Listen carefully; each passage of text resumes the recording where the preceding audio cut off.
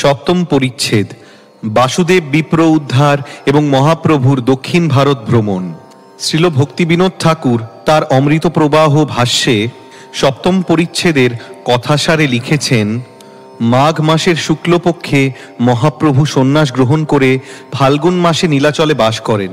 ফাল্গুন মাসে দোলযাত্রা দর্শন করে চৈত্র মাসে সার্বভৌম ভট্টাচার্যকে উদ্ধার করেন। তারপর বৈশাখ মাসে দক্ষিণে যাত্রা করেন। একলা দক্ষিণ ভ্রমণ করবেন এই প্রস্তাব করায় নিত্যানন্দ প্রভু তাঁর সঙ্গে কৃষ্ণদাস নামক একজন ব্রাহ্মণকে দিলেন। যাত্রার সময় সার্বভৌম ভট্টাচার্য শ্রীচৈতন্য মহাপ্রভুকে চারখানা কৌপিন বহির্বাস দিয়ে রামানন্দ রায়ের সঙ্গে গোদাবরী তীরে সাক্ষাৎ করতে অনুরোধ করেন। আলালনাথ পর্যন্ত শ্রী নিত্যানন্দ প্রভু প্রভৃতি কয়েকজন ভক্ত শ্রীচৈতন্য মহাপ্রভুর সঙ্গে গিয়েছিলেন। তাদের পরিত্যাগ করে কেবল কৃষ্ণদাসকে সঙ্গে নিয়ে মহাপ্রভু কৃষ্ণ কৃষ্ণ বলতে বলতে চলতে লাগলেন। যে গ্রামে তিনি রাত্রিবাস করতেন সেখানে শরণাগত ব্যক্তিকে শক্তি সঞ্চার করে সারা দেশকে বৈষ্ণব করতে আজ্ঞা দেন। তারা আবার অন্যান্য লোককে ভক্তি শিক্ষা দিয়ে অন্যান্য গ্রামে ভক্ত সংখ্যা বৃদ্ধি করতে লাগলেন। এইভাবে কূর্মস্থানে উপস্থিত হলে সেখানে কূর্ম নামক ব্রাহ্মণকে কৃপা করেন। বাসুদেব নামক বিপ্রকে গলিত কুষ্ঠরোগ থেকে উদ্ধার করেন।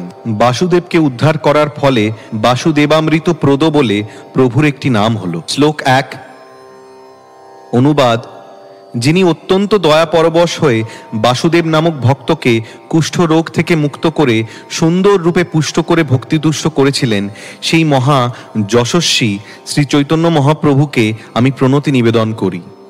শ্লোক 2 জয় জয় শ্রী চৈতন্য, জয় নিত্যানন্দ, জয় দ্বৈত চন্দ্র, জয় গৌর ভক্তবৃন্দ। শ্লোকার্থ, শ্রী চৈতন্য মহাপ্রভুর জয়, শ্রী মন্নিতানন্দ প্রভুর জয়, শ্রী অদ্বৈত আচার্য প্রভুর জয় এবং শ্রী চৈতন্য মহাপ্রভুর সমস্ত ভক্তবৃন্দের জয়। শ্লোক 3 এই মতে সার্বভৌমের নিস্তার করিল, দক্ষিণ গমনে প্রভুর ইচ্ছা উপজিল।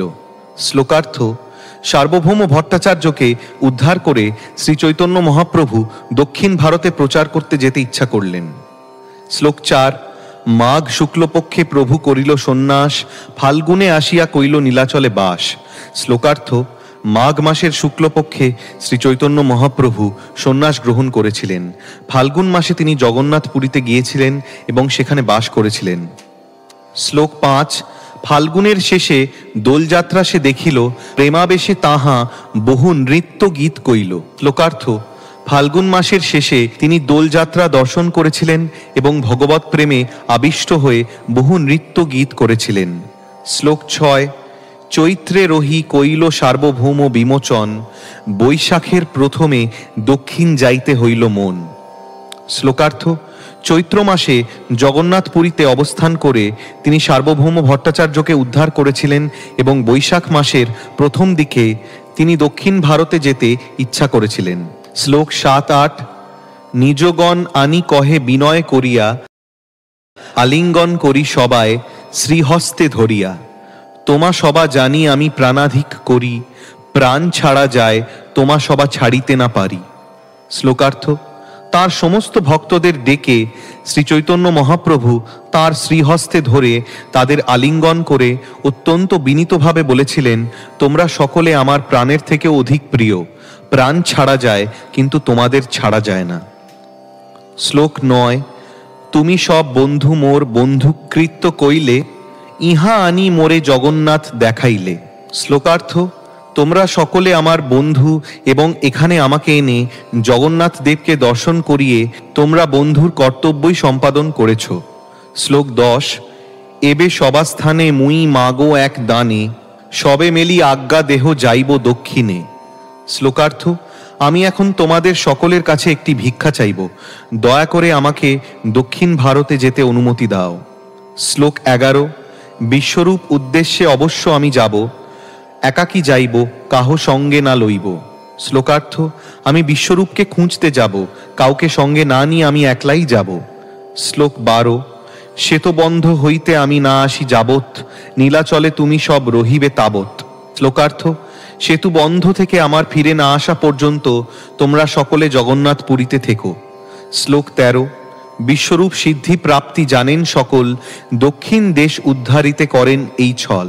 শ্লোকার্থ: সর্বজ্ঞ মহাপ্রভু জানতেন যে বিশ্বরূপ ইতিমধ্যে তার প্রকট লীলা সংবরণ করেছেন, কিন্তু তিনি দক্ষিণ ভারত উদ্ধার করার জন্য এই ছলনা করলেন। শ্লোক 14: শুনিয়া সবার মনে হইল মহাদুঃখ, নিঃশব্দ হইলা সবার শুকাইল মুখ। শ্লোকার্থ: সেই কথা শুনে সকলের মনে মহা দুঃখ হল, তারা নিঃশব্দ হলেন এবং তাদের সকলের মুখ শুকিয়ে গেল।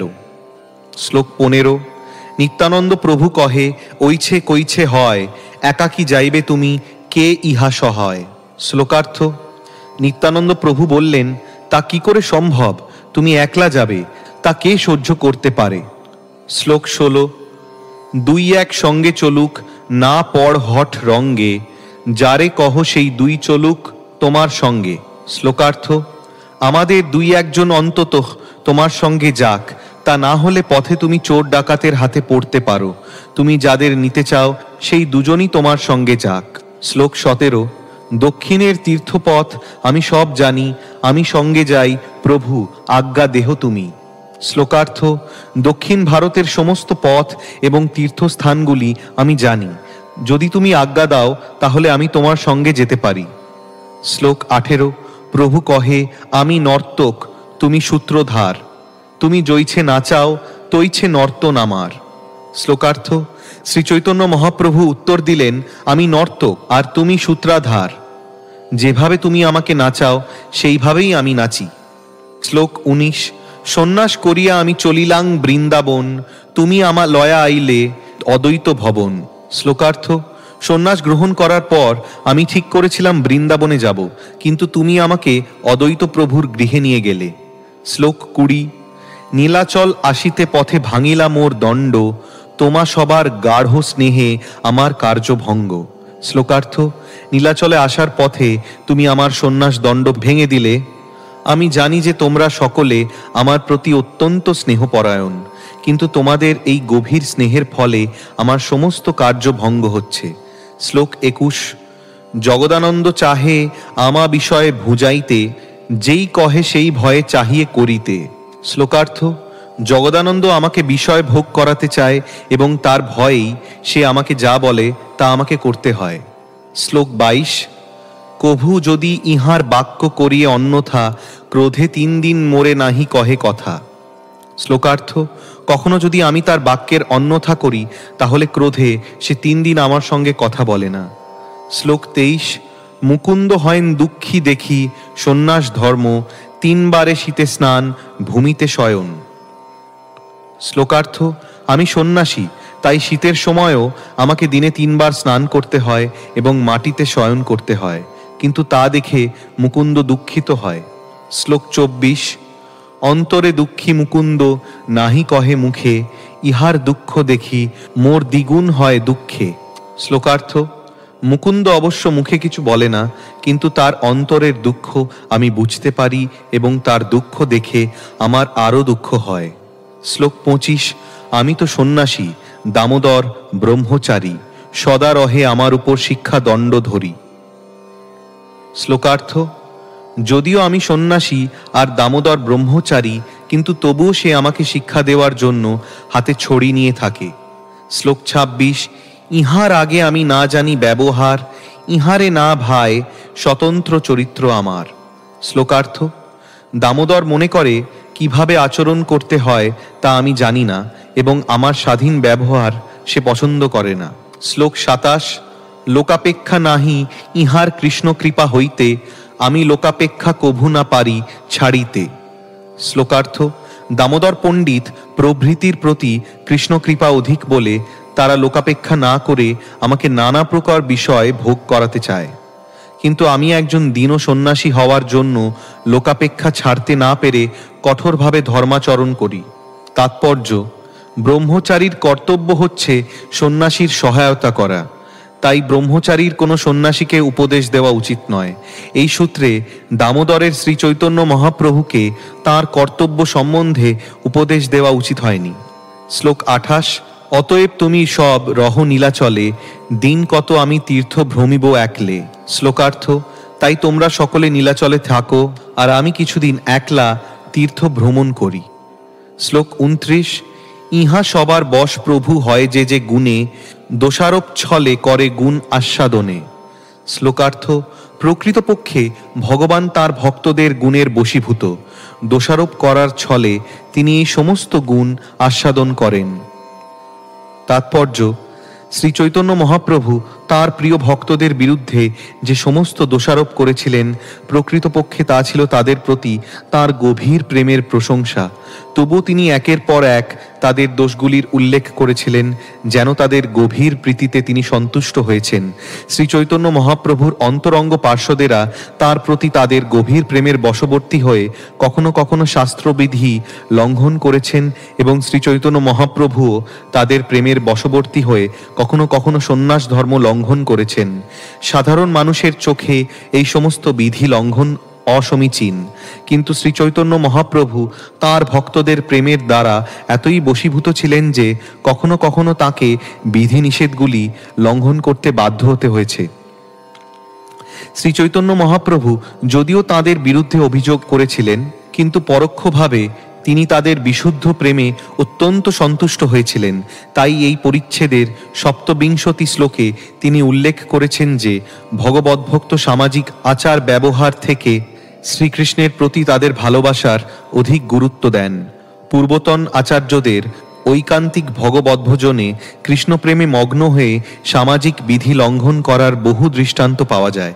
তবে যতক্ষণ আমরা এই জড় জগতে রয়েছি, ততক্ষণ আমাদের সামাজিক বিধিনিষেধগুলি মেনে চলতেই হবে, তা না হলে জনসাধারণ আমাদের সমালোচনা করবে।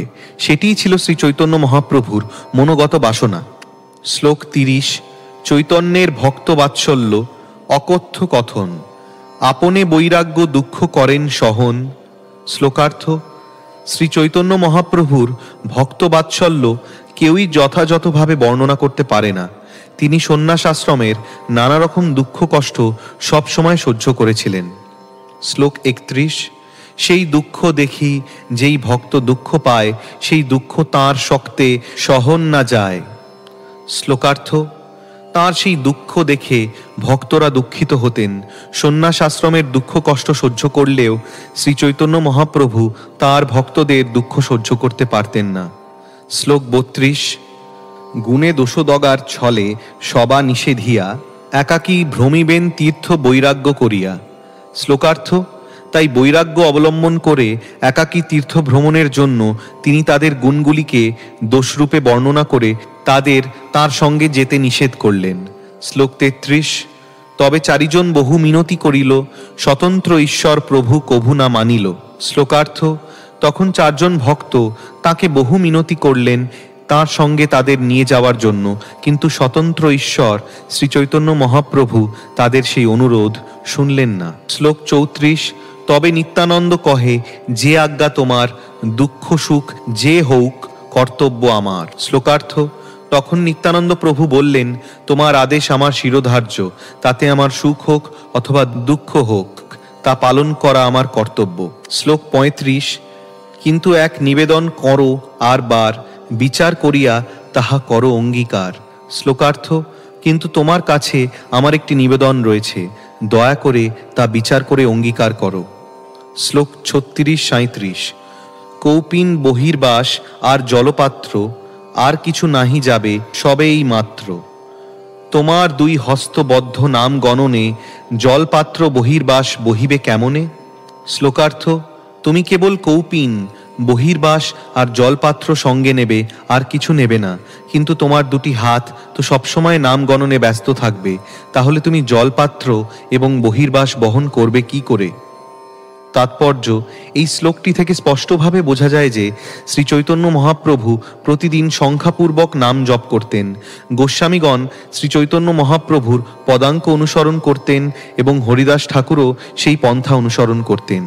শ্রীল রূপ গোস্বামী, শ্রীল সনাতন গোস্বামী, শ্রীল রঘুনাথ দাস গোস্বামী, শ্রীল রঘুনাথ ভট্ট গোস্বামী, শ্রীল জীব গোস্বামী এবং শ্রীল গোপাল ভট্ট গোস্বামী, এই 6 গোস্বামী সম্বন্ধে শ্রীনিবাস আচার্য গেয়েছেন, সংখ্যাপূর্বক নামগান নতিভিঃ স্বরগোস্বামী অষ্টক 6, শ্রীচৈতন্য মহাপ্রভু অন্যান্য নিত্যকৃত্যের সঙ্গে সংখ্যাপূর্বক হরিনাম জপ করার পন্থা প্রবর্তন করে গেছেন, যাই শ্লোকে প্রতিপন্ন হয়েছে।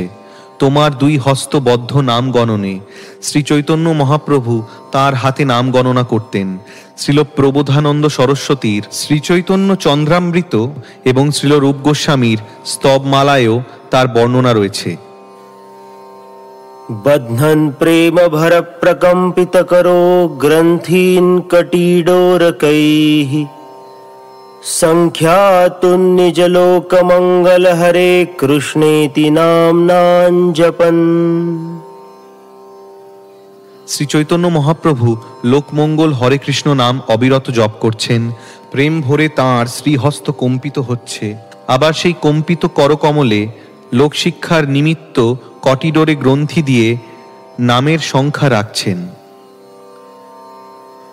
हरे कृष्णेत्युच्चैः स्फुरितरसनो नाम गणना कृतग्रन्थि श्रेणी सुभग कटिसूत्रोज्ज्वलकरः।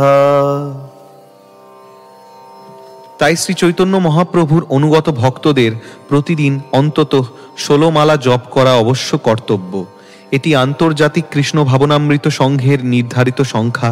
হরিদাস ঠাকুর প্রতিদিন 3 লক্ষ নাম জপ করতেন। 16 মালা জপ করলে প্রায় 28,000 নাম গ্রহণ হয়। হরিদাস ঠাকুর অথবা গোস্বামীদের অনুকরণ করার কোনো প্রয়োজন নেই, তবে প্রতিদিন সংখ্যাপূর্বক ভগবানের নাম করা প্রতিটি ভক্তের কর্তব্য। শ্লোক 38। প্রেমাবেশে পথে তুমি হবে অচেতন, এসব সামগ্রী তোমার কে করে রক্ষণ। শ্লোকার্থ: তুমি যখন পথে প্রেমাবিষ্ট হয়ে অচেতন হবে, তখন তোমার এই সমস্ত সামগ্রী কে রক্ষা করবে।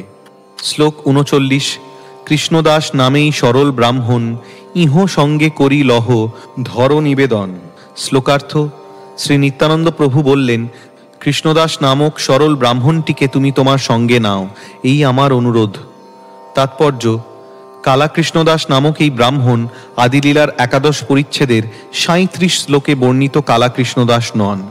11 পরিচ্ছেদে বর্ণিত কালা কৃষ্ণদাস দ্বাদশ গোপালের অন্যতম, যিনি শ্রী চৈতন্য মহাপ্রভুর লীলায় অংশগ্রহণ করার জন্য এসেছিলেন। তিনি নিত্যানন্দ প্রভুর একজন মহান ভক্ত। কালা কৃষ্ণদাস নামক যে ব্রাহ্মণটি শ্রী চৈতন্য মহাপ্রভুর সঙ্গে দক্ষিণ ভারতে গিয়েছিলেন, পরে তিনি গৌড়ে গিয়েছিলেন, সেই কথা মধ্যলীলার 10 পরিচ্ছেদে 62 থেকে 74 শ্লোকে বর্ণিত হয়েছে। এই দুই ব্যক্তিকে এক বলে মনে করা উচিত নয়। শ্লোক 40। জলপাত্র বস্ত্র বহি তোমা সঙ্গে যাবে, যে তোমার ইচ্ছা করো কিছু না বলিবে। শ্লোকার্থ: সে তোমার জলের পাত্র আর বহির্বাস বহন করবে, তুমি যা ইচ্ছে তা করতে পারো, সে তোমাকে কিছুই বলবে না। শ্লোক 41। তবে তাঁর বাক্য প্রভু করি অঙ্গীকারে, তাহা সবা লয়া গেলা সার্বভৌম ঘরে। শ্লোকার্থ: নিত্যানন্দ প্রভুর অনুরোধ মেনে নিয়ে চৈতন্য মহাপ্রভু সমস্ত ভক্তদের সঙ্গে সার্বভৌম ভট্টাচার্যের গৃহে গেলেন। শ্লোক 42। নমস্করি সার্বভৌম আসন নিবেদিল, সবাকারে মিলি তবে আসনে বসিল। শ্লোকার্থ: শ্রী চৈতন্য মহাপ্রভুকে প্রণতি নিবেদন করে সার্বভৌম ভট্টাচার্য তাকে বসার আসন দিলেন। তারপর অন্য সকলকে বসার আসন দিয়ে তিনি বসলেন। শ্লোক 43। নানা কৃষ্ণ বার্তা কহিল তাহারে, তোমার ঠাঁই আইলাং আজ্ঞা মাগিবারে। শ্লোকার্থ: শ্রীকৃষ্ণ সম্বন্ধীয় নানা বিষয় আলোচনা করার পর শ্রী চৈতন্য মহাপ্রভু সার্বভৌম ভট্টাচার্যকে বললেন, তোমার অনুমতি প্রার্থনা করার জন্য আমি তোমার কাছে এসেছি। শ্লোক 44। সন্ন্যাস করি বিশ্বরূপ গিয়াছে দক্ষিণে, অবশ্য করিব আমি তাঁর অন্বেষণে। শ্লোকার্থ: আমার জ্যেষ্ঠ ভ্রাতা বিশ্বরূপ সন্ন্যাস গ্রহণ করে দক্ষিণ ভারতে গিয়েছেন, আমাকে এখন অবশ্যই তাকে খুঁজতে যেতে হবে। শ্লোক 45। আজ্ঞা দেহ, অবশ্য আমি দক্ষিণে চলিব, তোমার আজ্ঞাতে সুখে লেউটি আসিব। শ্লোকার্থ: আমাকে অনুমতি দিন, কেননা দক্ষিণ ভারতে আমাকে অবশ্যই যেতে হবে। আপনার অনুমতি নিয়ে আমি মহাসুখে অচিরেই ফিরে আসব। শ্লোক 46। শুনি সার্বভৌম হইলা অত্যন্ত কাতর, চরণে ধরিয়া কহে বিষাদ উত্তর। শ্লোকার্থ: সে কথা শুনে সার্বভৌম ভট্টাচার্য অত্যন্ত কাতর হলেন। শ্রী চৈতন্য মহাপ্রভুর চরণ কমল জড়িয়ে ধরে তিনি অত্যন্ত বিষণ্ণভাবে বললেন, শ্লোক 47। বহু জন্মের পুণ্য ফলে পাইনু তোমার সঙ্গ, হেন সঙ্গ বিধি মোর করিলেক ভঙ্গ। শ্লোকার্থ: বহু জন্মের পুণ্য ফলে আমি তোমার সঙ্গ লাভ করেছিলাম, সেই দুর্লভ সঙ্গ থেকে বিধি আমাকে বঞ্চিত করছে। শ্লোক 48। শিরে বজ্র পড়ে যদি পুত্র মরি যায়, তাহা সহি তোমার বিচ্ছেদ সহন না যায়। শ্লোকার্থ: আমার মাথায় যদি বজ্রপাত হয় অথবা আমার পুত্র যদি মরে যায়, তাও আমি সহ্য করতে পারি, কিন্তু তোমার বিরহজনিত দুঃখ আমি সহ্য করতে পারবো না। শ্লোক 49। স্বতন্ত্র ঈশ্বর তুমি করিবে গমন, দিন কথ রহ দেখি তোমার চরণ। শ্লোকার্থ: প্রভু, তুমি স্বতন্ত্র ঈশ্বর, তুমি যাবে, তাতে কেউ বাধা দিতে পারবে না, কিন্তু তবু আমি তোমায় অনুরোধ করব, আর কিছুদিন তুমি এখানে থাকো, যাতে আমি তোমার চরণ কমল দর্শন করতে পারি। শ্লোক 50। তাহার বিনয় প্রভুর শিথিল হইল মন, রহিল দিবস কথ না কইল গমন। শ্লোকার্থ: সার্বভৌম ভট্টাচার্যের অনুরোধ শুনে শ্রী চৈতন্য মহাপ্রভুর মন শিথিল হল, তিনি আরও কয়েকদিন সেখানে রইলেন। শ্লোক 51। ভট্টাচার্য আগ্রহ করি করেন নিমন্ত্রণ, গৃহে পাক করি প্রভুকে করা ন ভোজন। শ্লোকার্থ: আগ্রহ সহকারে সার্বভৌম ভট্টাচার্য শ্রী চৈতন্য মহাপ্রভুকে তার গৃহে নিমন্ত্রণ করেন এবং গৃহে রন্ধন করে তাকে ভোজন করান। শ্লোক 52। তাহার ব্রাহ্মণী, তার নাম ষাঠির মাতা, রান্ধি ভিক্ষা দেন তেহ, আশ্চর্য তাঁর কথা। শ্লোকার্থ: সার্বভৌম ভট্টাচার্যের গৃহিণী, যার নাম ছিল ষাঠির মাতা, তিনি রান্না করতেন, সেই সমস্ত লীলা অপূর্ব। শ্লোক 53। আগে তো কহিব তাহা করিয়া বিস্তার, এবে কহি প্রভুর দক্ষিণ যাত্রা সমাচার। শ্লোকার্থ: পরে আমি বিস্তারিতভাবে সেই সমস্ত কাহিনী বর্ণনা করব, এখন শ্রী চৈতন্য মহাপ্রভুর দক্ষিণ ভারত ভ্রমণের কথা বলতে চাই। শ্লোক 54। দিন 5 রহি প্রভু ভট্টাচার্য স্থানে, চলিবার লাগি আজ্ঞা মাগিলা আপনে। শ্লোকার্থ: 5 দিন সার্বভৌম ভট্টাচার্যের গৃহে থেকে শ্রী চৈতন্য মহাপ্রভু দক্ষিণ ভারত অভিমুখে যাত্রা করবার জন্য তার অনুমতি চাইলেন। শ্লোক 55।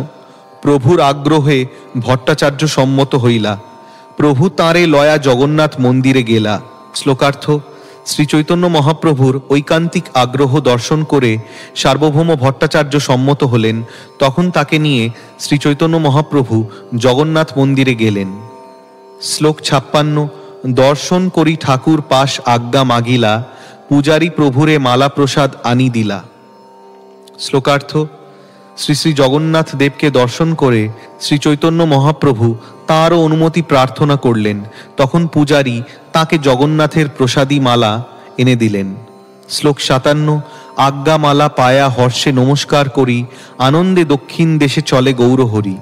শ্লোকার্থ: এইভাবে মালারূপে জগন্নাথ দেবের আজ্ঞা প্রাপ্ত হয়ে শ্রী চৈতন্য মহাপ্রভু হরষিত চিত্তে তাকে প্রণতি নিবেদন করলেন এবং মহা আনন্দে দক্ষিণ ভারত অভিমুখে যাত্রা করলেন।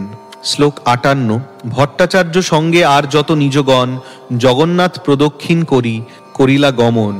শ্লোকার্থ: সার্বভৌম ভট্টাচার্য এবং তার অন্য সমস্ত অন্তরঙ্গ পার্শ্বদ সহ শ্রী চৈতন্য মহাপ্রভু জগন্নাথ দেবকে প্রদক্ষিণ করে যাত্রা শুরু করলেন। শ্লোক 59। সমুদ্র তীরে তীরে আলালনাথ পথে, সার্বভৌম কহিলেন আচার্য গোপীনাথে। শ্লোকার্থ: সমুদ্রের তীরে ধরে আলালনাথের পথে যেতে যেতে সার্বভৌম ভট্টাচার্য গোপীনাথ আচার্যকে বললেন। শ্লোক 60। চারি কৌপিন বহির্বাস রাখিয়াছি ঘরে, তাহা প্রসাদান্ন লয়া আইসব বিপ্রদ্বারে। শ্লোকার্থ: আমার বাড়িতে আমি 4টি কৌপিন এবং বহির্বাস রেখেছি, আর শ্রী জগন্নাথ দেবের কিছু প্রসাদও রয়েছে, তুমি কোনো ব্রাহ্মণকে সঙ্গে নিয়ে সেগুলো নিয়ে এসো। শ্লোক 61-62। তবে সার্বভৌম কহে প্রভুর চরণে, অবশ্য পালিবে প্রভু মোর নিবেদনে। রামানন্দ রায় আছে গোদাবরী তীরে, অধিকারী হয়েন তেহ বিদ্যানগরে। শ্লোকার্থ: শ্রী চৈতন্য মহাপ্রভু যখন চলে যাচ্ছিলেন, তখন সার্বভৌম ভট্টাচার্য তাঁর শ্রীচরণে নিবেদন করলেন, হে প্রভু, আপনার শ্রীচরণে আমার একটি অনুরোধ রয়েছে, আমি আশা করি অবশ্যই আপনি তা পালন করবেন। গোদাবরী তীরে বিদ্যানগরে রামানন্দ রায় নামক একজন উচ্চপদস্থ রাজকর্মচারী আছেন। তাৎপর্য: অমৃত প্রবাহ ভাষ্যে শ্রীল ভক্তি বিনোদ ঠাকুর বর্ণনা করেছেন যে এই বিদ্যানগর বর্তমানে পোরবন্দর নামে পরিচিত। ভারতের পশ্চিম উপকূলে গুজরাটেও পোরবন্দর নামক একটি স্থান রয়েছে। শ্লোক 63। শূদ্র বিষয়ী জ্ঞানে উপেক্ষা না করিবে, আমার বচনে তারে অবশ্য মিলিবে। শ্লোকার্থ: শূদ্র কুলোদ্ভূত এবং বিষয়ী বলে তাকে উপেক্ষা করবেন না। আমার অনুরোধ যেন আপনি অবশ্যই তার সঙ্গে সাক্ষাৎ করেন। তাৎপর্য: বর্ণাশ্রম ধর্মে শূদ্র হচ্ছে চতুর্থ বর্ণ। পরিচর্যার্থ কং কর্ম শূদ্রস্যাপি স্বভাবজম। ভগবদ্গীতা 1844। শূদ্রদের কর্তব্য হচ্ছে তিনটি উচ্চবর্ণ ব্রাহ্মণ, ক্ষত্রিয় এবং বৈশ্যের সেবা করা। শ্রী রামানন্দ রায় ছিলেন উৎকল দেশীয় করণ জাতি, যা বাংলাদেশের কায়স্থদের পর্যায়ভুক্ত। এই শ্রেণীকে উত্তর ভারতে শূদ্র বলে গণনা করা হয়। কথিত আছে যে বাঙালি কায়স্থরা উত্তর ভারত থেকে বঙ্গভূমিতে আগত এবং তারা ব্রাহ্মণদের সেবায় নিযুক্ত ছিলেন। পরবর্তীকালে তারা বাংলাদেশে কায়স্থে পরিণত হয়। এখন বহু সংকর বর্ণ কায়স্থ নামে পরিচিত হয়েছে। কখনো কখনো বলা হয় যে যার কোনো বিশেষ বর্ণ নেই সেই কায়স্থ বর্ণ। যদিও এই সমস্ত কায়স্থ অথবা করণদের শূদ্র বলে বিবেচনা করা হয়, তারা কিন্তু অত্যন্ত বুদ্ধিমান এবং উচ্চশিক্ষিত। তাদের অধিকাংশই উকিল অথবা রাজনীতিবিদ। বাংলাদেশের কায়স্থদের কখনো কখনো ক্ষত্রিয় বলে বিবেচনা করা হয়, কিন্তু উড়িষ্যার কায়স্থ বা করণদের শূদ্র বলে বিবেচনা করা হয়। শ্রীল রামানন্দ রায় ছিলেন করণ সম্প্রদায়ভুক্ত, তাই তাকে শূদ্র বলে গণনা করা হয়েছিল। উড়িষ্যার রাজা মহারাজ প্রতাপরুদ্রের রাজত্বে তিনি ছিলেন দক্ষিণ ভারতের রাজ্যপাল। তার সম্বন্ধে সার্বভৌম ভট্টাচার্য শ্রী চৈতন্য মহাপ্রভুকে বলেছিলেন যে জাতিতে শূদ্র হলেও তিনি ছিলেন অত্যন্ত উচ্চপদস্থ রাজকর্মচারী। পারমার্থিক উন্নতি সাধনের ব্যাপারে ও রাজনীতির ব্যাপারে শূদ্রেরা সাধারণত অযোগ্য। তাই সার্বভৌম ভট্টাচার্য শ্রী চৈতন্য মহাপ্রভুকে অনুরোধ করেছিলেন রামানন্দ রায়কে যেন তিনি অবহেলা না করেন। লৌকিক দৃষ্টিতে তিনি শূদ্রকুলে জন্মগ্রহণ করলেও বস্তুত তিনি ব্রাহ্মণ অথবা ব্রাহ্মণদেরও গুরু, বৈষ্ণব পরমহংস ছিলেন। স্ত্রী পুত্রাদিতে আসক্ত জড় ইন্দ্রিয় তর্পণরত মানুষদের বিষয় বলা হয়। ইন্দ্রিয়গুলিকে জড় সুখভোগ অথবা ভগবানের সেবায় নিযুক্ত করা যায়। যারা ভগবানের সেবায় যুক্ত না হয়ে কেবল জড় সুখভোগে আগ্রহী, তাদের বলা হয় বিষয়ী। শ্রীল রামানন্দ রায় ছিলেন রাজকর্মচারী এবং জাতিতে করণ। তিনি অবশ্যই গৈরিক বসনধারী সন্ন্যাসী ছিলেন না, কিন্তু গৃহস্থ হওয়া সত্ত্বেও তিনি চিন্ময় পরমহংস স্তরে অধিষ্ঠিত ছিলেন। শ্রী চৈতন্য মহাপ্রভুর শরণ গ্রহণ করার পূর্বে সার্বভৌম ভট্টাচার্য রামানন্দ রায়কে একজন সাধারণ বিষয়ী বলে মনে করেছিলেন, কেননা তিনি ছিলেন রাজকার্যে নিযুক্ত একজন গৃহস্থ। কিন্তু বৈষ্ণব দর্শনের প্রভাবে দিব্যজ্ঞান লাভ করলে তিনি শ্রীল রামানন্দ রায়ের নৈসর্গিক বৈষ্ণবতা উপলব্ধি করেছিলেন। তাই তিনি তাকে অধিকারী রসিক ভক্ত বলে বুঝেছিলেন। অধিকারী হচ্ছেন তিনি যিনি কৃষ্ণ ভাবনামৃত বিজ্ঞান সম্বন্ধে অবগত এবং ভগবানের সেবায় যুক্ত। তাই সমস্ত গৃহস্থ ভক্তদের দাস অধিকারী বলা হয়। শ্লোক 64। তোমার সঙ্গের যোগ্য তেহ একজন, পৃথিবীতে রসিক ভক্ত নাহি তাঁর সম। শ্লোকার্থ: সার্বভৌম ভট্টাচার্য বললেন, রামানন্দ রায় তোমার সঙ্গ করার যোগ্য ব্যক্তি, তার মতো রসিক ভক্ত পৃথিবীতে নেই। শ্লোক 65। পাণ্ডিত্য আর ভক্তিরস দুহের তেহ সীমা, সম্ভাষিলে জানিবে তুমি তাহার মহিমা। শ্লোকার্থ: তিনি হচ্ছেন সবচাইতে বড় পণ্ডিত এবং তাঁর ভগবত ভক্তি নিঃসন্দেহে সর্বোত্তম। তাঁর সঙ্গে আলোচনা হলে তুমি তাঁর মহিমা জানতে পারবে। শ্লোক 66। অলৌকিক বাক্য চেষ্টা তাঁর না বুঝিয়া, পরিহাস করিয়াছি তাঁরে বৈষ্ণব বলিয়া। শ্লোকার্থ: তাঁর অলৌকিক কথাবার্তা এবং কার্যকলাপ আমি প্রথমে বুঝতে পারিনি, তাকে বৈষ্ণব বলে আমি পরিহাস করেছি। তাৎপর্য: যিনি বৈষ্ণব নন অথবা ভগবানের ঐকান্তিক ভক্ত নন, তিনি অবশ্যই বিষয়ী হতে বাধ্য। যে বৈষ্ণব শ্রী চৈতন্য মহাপ্রভুর নির্দেশ অনুসারে জীবনযাপন করছেন, তিনি অবশ্যই জড়স্তরে অধিষ্ঠিত নন। চৈতন্য মানে চেতন শক্তি। শ্রী চৈতন্য মহাপ্রভুর সমস্ত কার্যকলাপ সম্পাদিত হয়েছিল চিন্ময় উপলব্ধির স্তরে। তাই যারা চিন্ময় স্তরে অধিষ্ঠিত নন, তারা শ্রীচৈতন্য মহাপ্রভুর কার্যকলাপ বুঝতে পারেন না। যে সমস্ত জড়বাদীরা মহাপ্রভুর তত্ত্ব হৃদয়ঙ্গম করতে পারেন না, তাদের সাধারণত বলা হয় কর্মী বা জ্ঞানী। জ্ঞানীরা হচ্ছে জল্পনা কল্পনা পরায়ণ মনোধর্মী, যারা কেবল ব্রহ্ম বা আত্মাকে জানার চেষ্টা করে। তাদের পন্থা হচ্ছে নেতি নেতি, এটি আত্মা নয়, এটি ব্রহ্ম নয়।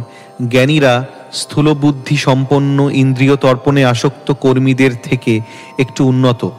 বৈষ্ণব হওয়ার পূর্বে সার্বভৌম ভট্টাচার্য ছিলেন জ্ঞানী, এবং তাই তিনি সর্বদা বৈষ্ণবদের পরিহাস করতেন। বৈষ্ণবেরা কখনো মনোধর্মী জ্ঞানীদের সঙ্গে একমত হতে পারেন না। জ্ঞানী এবং কর্মী উভয়ই তাদের অপূর্ণ জ্ঞানের জন্য তাদের ইন্দ্রিয় অনুভূতির উপর নির্ভর করেন। কর্মীরা প্রত্যক্ষ উপলব্ধি ব্যতীত কোনো কিছুই স্বীকার করতে চান না, আর জ্ঞানীরা কেবল তাদের অনুমানের উপর নির্ভর করে। কিন্তু বৈষ্ণবেরা, ভগবানের অনন্য ভক্তরা, প্রত্যক্ষ ইন্দ্রিয় অনুভূতি অথবা মনোধর্ম প্রসূত অনুমানের ভিত্তিতে জ্ঞান অর্জনের পন্থা অনুসরণ করেন না। যেহেতু তারা পরমেশ্বর ভগবানের সেবক, তাই তারা সরাসরিভাবে ভগবানের কাছ থেকে জ্ঞান আহরণ করেন। ভগবান শ্রীমদ্ ভগবদ্ গীতায় সেই জ্ঞান দান করেছেন, এবং অন্তরে থেকে চৈত্য গুরুরূপেও তিনি সেই জ্ঞান দান করেন। সেই সম্বন্ধ শ্রীমদ্ ভগবদ্ গীতায় 10:10 বলা হয়েছে, তেষাং সততযুক্তানাং ভজতাম প্রীতিপূর্বকম দদামি বুদ্ধিযোগন্तं येन মামুপয়ান্তি তে। যারা নিয়ত প্রীতি সহকারে আমার ভজনা করে, আমি তাদের বুদ্ধিযোগ দান করি, যার ফলে তারা আমাকে জানতে পেরে আমার কাছে ফিরে আসতে পারে। বেদ ভগবানের শ্রীমুখনিসৃত বাণী। সেই বাণী প্রথম হৃদয়ঙ্গম করেছিলেন এই ব্রহ্মাণ্ডের প্রথম সৃষ্ট জীব ব্রহ্মা। পরম্পরার ধারায় কৃষ্ণ থেকে ব্রহ্মায়, ব্রহ্মা থেকে নারদের, নারদ থেকে ব্যাস, তারপর শ্রী চৈতন্য মহাপ্রভু এবং ষড় গোস্বামী। এইভাবেই জ্ঞান অবিকৃত রূপে প্রবাহিত হচ্ছে। আদিপুরুষ শ্রীকৃষ্ণ প্রথমে ব্রহ্মার হৃদয়ে এই জ্ঞান দান করেছিলেন। আমাদের তত্ত্বজ্ঞান পূর্ণ এবং অভ্রান্ত, কেননা তা আমরা গুরু পরম্পরার ধারায় প্রাপ্ত হয়েছি। বৈষ্ণব সর্বদাই ভগবানের সেবায় যুক্ত, তাই কর্মী অথবা জ্ঞানীরা বৈষ্ণবের কার্যকলাপ বুঝতে পারে না। কথিত আছে, বৈষ্ণবের ক্রিয়ামুদ্রা বিজ্ঞে না বুঝ হয়। প্রত্যক্ষ ইন্দ্রিয় অনুভূতির মাধ্যমে জ্ঞান অর্জনে আগ্রহশীল বড় বড় পণ্ডিতেরা পর্যন্ত বৈষ্ণবদের কার্যকলাপ বুঝতে পারে না। শ্রী চৈতন্য মহাপ্রভুর কৃপার প্রভাবে বৈষ্ণবে পরিণত হওয়ার পর সার্বভৌম ভট্টাচার্য বুঝতে পারেন যে মহাপণ্ডিত এবং মহান ভগবদ্ভক্ত রামানন্দ রায়কে বোঝার চেষ্টা না করে তিনি কি বিরাট ভুল করেছেন। শ্লোক 67, তোমার প্রসাদে এবে জানিনু তাঁর তত্ত্ব, সম্ভাষিলে জানিবে তাঁর যেমন মহত্ব। শ্লোকার্থ, সার্বভৌম ভট্টাচার্য বললেন, তোমার কৃপার প্রভাবে আমি এখন রামানন্দ রায়ের মহিমা হৃদয়ঙ্গম করতে পেরেছি। তার সঙ্গে আলোচনা হলে তুমিও তাঁর মহত্ব জানতে পারবে। শ্লোক 68, অঙ্গীকার করি প্রভু তাহার বচন, তাঁরে বিদায় দিতে তাঁরে কইল আলিঙ্গন। শ্লোকার্থ, সার্বভৌম ভট্টাচার্যের অনুরোধ স্বীকার করে মহাপ্রভু তাকে আলিঙ্গন করে বিদায় দিলেন। শ্লোক 69, ঘরে কৃষ্ণ ভোজি মোরে করিহ আশীর্বাদে, নীলাচলে আসি যেন তোমার প্রসাদে। শ্লোকার্থ, শ্রী চৈতন্য মহাপ্রভু সার্বভৌম ভট্টাচার্যকে বললেন, ঘরে শ্রীকৃষ্ণের ভজনা করে তুমি আমাকে আশীর্বাদ করো, যেন তোমার প্রসাদে আমি আবার নীলাচলে ফিরে আসতে পারি। তাৎপর্য, শ্রী চৈতন্য মহাপ্রভু সার্বভৌম ভট্টাচার্যের আশীর্বাদ ভিক্ষা করেছিলেন। সন্ন্যাসী রূপে শ্রী চৈতন্য মহাপ্রভুর স্থান ছিল সমাজের সর্বোচ্চ স্তরে, এবং গৃহস্থ সার্বভৌম ভট্টাচার্যের স্থান ছিল তার থেকে অনেক নিচে। তাই সন্ন্যাসীর কর্তব্য হচ্ছে গৃহস্থকে আশীর্বাদ করা। কিন্তু এখানে আমরা দেখতে পাচ্ছি যে শ্রী চৈতন্য মহাপ্রভু গৃহস্থের আশীর্বাদ ভিক্ষা করছেন। এটি শ্রী চৈতন্য মহাপ্রভুর প্রচারের বিশেষ বৈশিষ্ট্য। তিনি জাগতিক অবস্থা নির্বিশেষে সকলকেই সমান পদমর্যাদা প্রদান করেছেন। তার আন্দোলন সর্বতোভাবে অপ্রাকৃত। গৃহস্থ সার্বভৌম ভট্টাচার্য যদিও আপাত দৃষ্টিতে তথাকথিত কর্মীদের মতো ইন্দ্রিয় তর্পণ পরায়ণ ছিলেন, তবুও শ্রী চৈতন্য মহাপ্রভুর কৃপায় তিনি যথার্থ চিন্ময় স্তরে অধিষ্ঠিত হয়েছিলেন। তাই তখন তার পক্ষে সন্ন্যাসীকে পর্যন্ত আশীর্বাদ করা সম্ভব ছিল। গৃহে অবস্থানকালেও তিনি সর্বদা ভগবানের সেবায় যুক্ত ছিলেন। আমাদের পরম্পরায় এরকম বহু গৃহস্থ পরমহংসের আদর্শ দৃষ্টান্ত রয়েছে। যেমন শ্রীল ভক্তিবিনোদ ঠাকুর শরণাগতি নামক গ্রন্থে ভক্তিবিনোদ ঠাকুর গেয়েছেন, যেদিন গৃহে ভজন দেখি গৃহেতে গোলক ভাই। গৃহস্থ যখন তার গৃহে ভগবানের মহিমা কীর্তন করে তখন তার গৃহটি গোলক বৃন্দাবনে পরিণত হয়। শ্রীকৃষ্ণ ভৌম বৃন্দাবনে তাঁর লীলা প্রদর্শন করেছিলেন। সেই ভৌম বৃন্দাবন গোলক বৃন্দাবন থেকে অভিন্ন। কৃষ্ণ ভাবনামৃত আন্দোলন পৃথিবীর সর্বত্র প্রচার করে আমরাও বিভিন্ন স্থানে নববৃন্দাবন প্রতিষ্ঠা করছি, যেখানে ভক্তরা সর্বক্ষণ ভগবানের প্রেমময় সেবায় যুক্ত, এবং সেই বৃন্দাবনও গোলক বৃন্দাবন থেকে অভিন্ন। অর্থাৎ শ্রীচৈতন্য মহাপ্রভুর ধারায় যে গৃহস্থ তার গৃহে রাধাকৃষ্ণের ভজনা করেন তার গৃহটি বৃন্দাবনে পরিণত হয়, এবং সেই গৃহস্থ সন্ন্যাসীদেরও আশীর্বাদ করতে সক্ষম। সন্ন্যাসী যদিও অত্যন্ত উন্নত স্তরে অধিষ্ঠিত, তথাপি তাকে ভগবদ্ভক্তির অধিকতর উন্নত স্তরে উন্নীত হতে হবে। এই শিক্ষা দেওয়ার জন্য শ্রীচৈতন্য মহাপ্রভু সার্বভৌম ভট্টাচার্যের আশীর্বাদ ভিক্ষা করেছিলেন। এইভাবে নিজে আচরণ করে তিনি দেখিয়েছিলেন কিভাবে বৈষ্ণবের জাতি, কুল, বর্ণ ইত্যাদির বিচার না করে তার আশীর্বাদ ভিক্ষা করতে হয়। শ্লোক 70। এত বলি মহাপ্রভু করিলা গমন, মূর্ছিত হয়া তাহা পড়িলা সার্বভৌম। শ্লোকার্থ। এই বলে শ্রীচৈতন্য মহাপ্রভু দাক্ষিণাত্য ভ্রমণের জন্য যাত্রা করলেন, এবং তখন সার্বভৌম ভট্টাচার্য মূর্ছিত হয়ে ভূমিতে পড়লেন। শ্লোক 71। তারে উপেক্ষিয়া কইল শীঘ্র গমন, কে বুঝিতে পারে মহাপ্রভুর চিত্ত মন। শ্লোকার্থ। সার্বভৌম ভট্টাচার্য মূর্ছিত হলেও শ্রীচৈতন্য মহাপ্রভু তাকে উপেক্ষা করে দ্রুতগতিতে গমন করলেন। শ্রীচৈতন্য মহাপ্রভুর মন এবং অভিপ্রায় কে বুঝতে পারে? তাৎপর্য: সার্বভৌম ভট্টাচার্য মূর্ছিত হয়ে পড়লে স্বাভাবিকভাবে আশা করা যায় যে শ্রীচৈতন্য মহাপ্রভু হয়তো তার পরিচর্যা করবেন এবং তার চেতনা ফিরে আসা পর্যন্ত প্রতীক্ষা করবেন, কিন্তু তিনি তা করেননি। পক্ষান্তরে তিনি তৎক্ষণাৎ দ্রুত সেখান থেকে চলে গিয়েছিলেন। তাই মহাপুরুষদের কার্যকলাপ হৃদয়ঙ্গম করা অত্যন্ত কঠিন, কখনো কখনো তাঁদের অদ্ভুত বলে মনে হয়, কিন্তু প্রকৃতপক্ষে চিন্ময় স্তরে অধিষ্ঠিত ব্যক্তি জড়জাগতিক বিবেচনার দ্বারা প্রভাবিত না হয়ে চিন্ময় স্তরেই স্থির থাকেন। শ্লোক 72। মহানুভাবের চিত্তের স্বভাব এই হয় পুষ্প সমকোমল কঠিন বজ্রময়।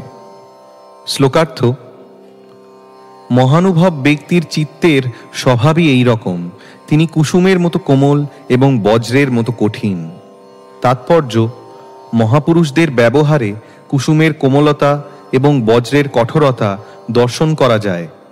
উত্তর রামচরিত থেকে উদ্ধৃত পরবর্তী শ্লোকটিতে সেই আচরণের বিশ্লেষণ করা হয়েছে।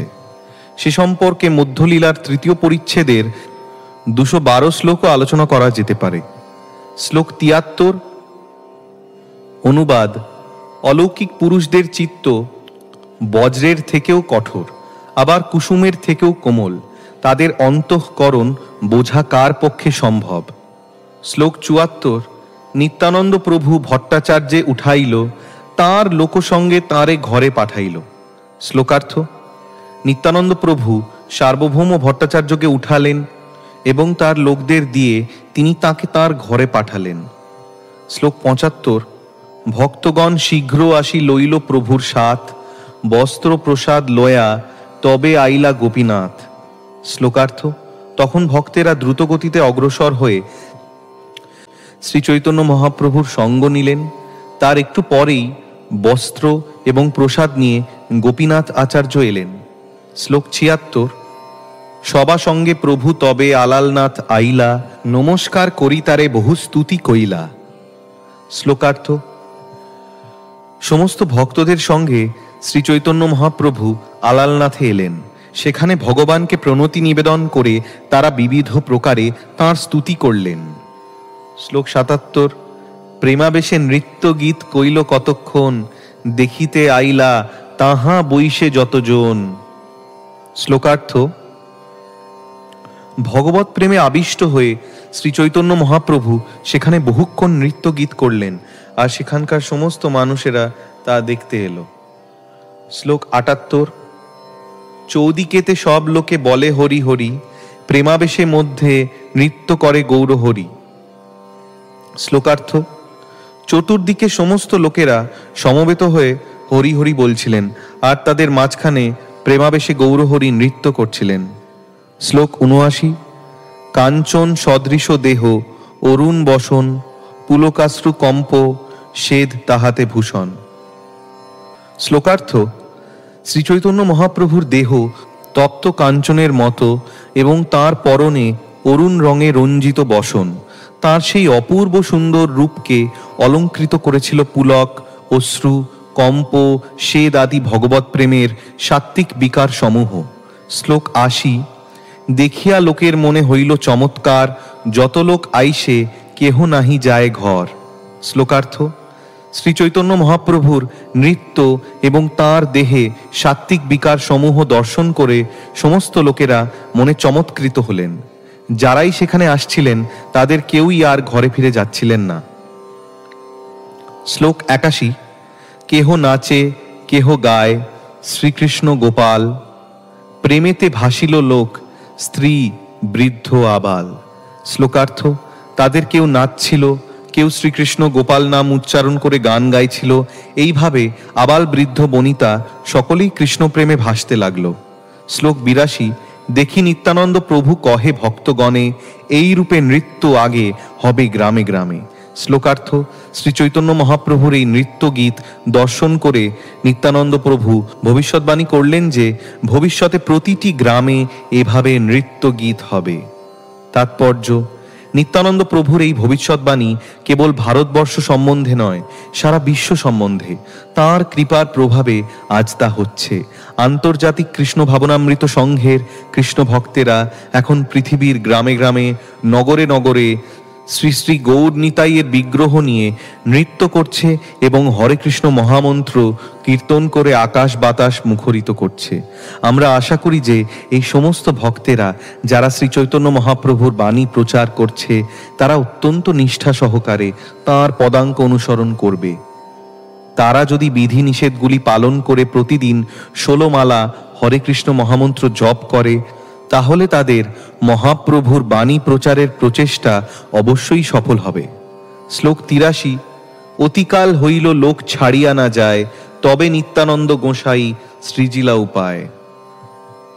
শ্লোকার্থ: অনেকক্ষণ হয়ে গেল, তবুও লোকেরা যাচ্ছে না দেখে সকলের গুরু নিত্যানন্দ গোসাই একটি উপায় বার করলেন। শ্লোক ৮৪: মধ্যাহ্ন করিতে গেলা প্রভুকে লয়া, তাহা দেখি লোক আইসে চৌদিকে ধায়া। শ্লোকার্থ: নিত্যানন্দ প্রভু যখন শ্রী চৈতন্য মহাপ্রভুকে নিয়ে মধ্যাহ্ন করতে গেলেন তখন চারিদিক থেকে সমস্ত লোকেরা ছুটে এলো। শ্লোক ৮৫: মধ্যাহ্ন করিয়া আইলা দেবতা মন্দিরে, নিজগণ প্রবেশী কপাট দিল বহির দ্বারে। শ্লোকার্থ: স্নান করে তারা মন্দিরে এলেন এবং নিজজনদের প্রবেশ করিয়ে নিত্যানন্দ প্রভু বাইরের দ্বার বন্ধ করে দিলেন। শ্লোক ৮৬: তবে গোপীনাথ দুই প্রভুরে ভিক্ষা করাইল, প্রভুর শেষ প্রসাদন্ন সবে বাঁটি খাইল। শ্লোকার্থ: গোপীনাথ আচার্য তখন দুই প্রভুর জন্য প্রসাদ নিয়ে এলেন এবং তাদের খাওয়া হয়ে গেলে তাঁদের অবশিষ্ট প্রসাদ সমস্ত ভক্তদের মধ্যে বেঁটে দিলেন। শ্লোক ৮৭: শুনি শুনি লোক সব আসি বহির দ্বারে, হরি হরি বলি লোক কোলাহল করে। শ্লোকার্থ: লোকমুখে শ্রী চৈতন্য মহাপ্রভুর কথা শুনে বহু লোক বহির্দ্বারে সমবেত হল এবং হরি হরি বলে কোলাহল করতে লাগলো। শ্লোক ৮৮: তবে মহাপ্রভু দ্বার করাইল মোচন, আনন্দে আসিয়া লোক পাইল দর্শন।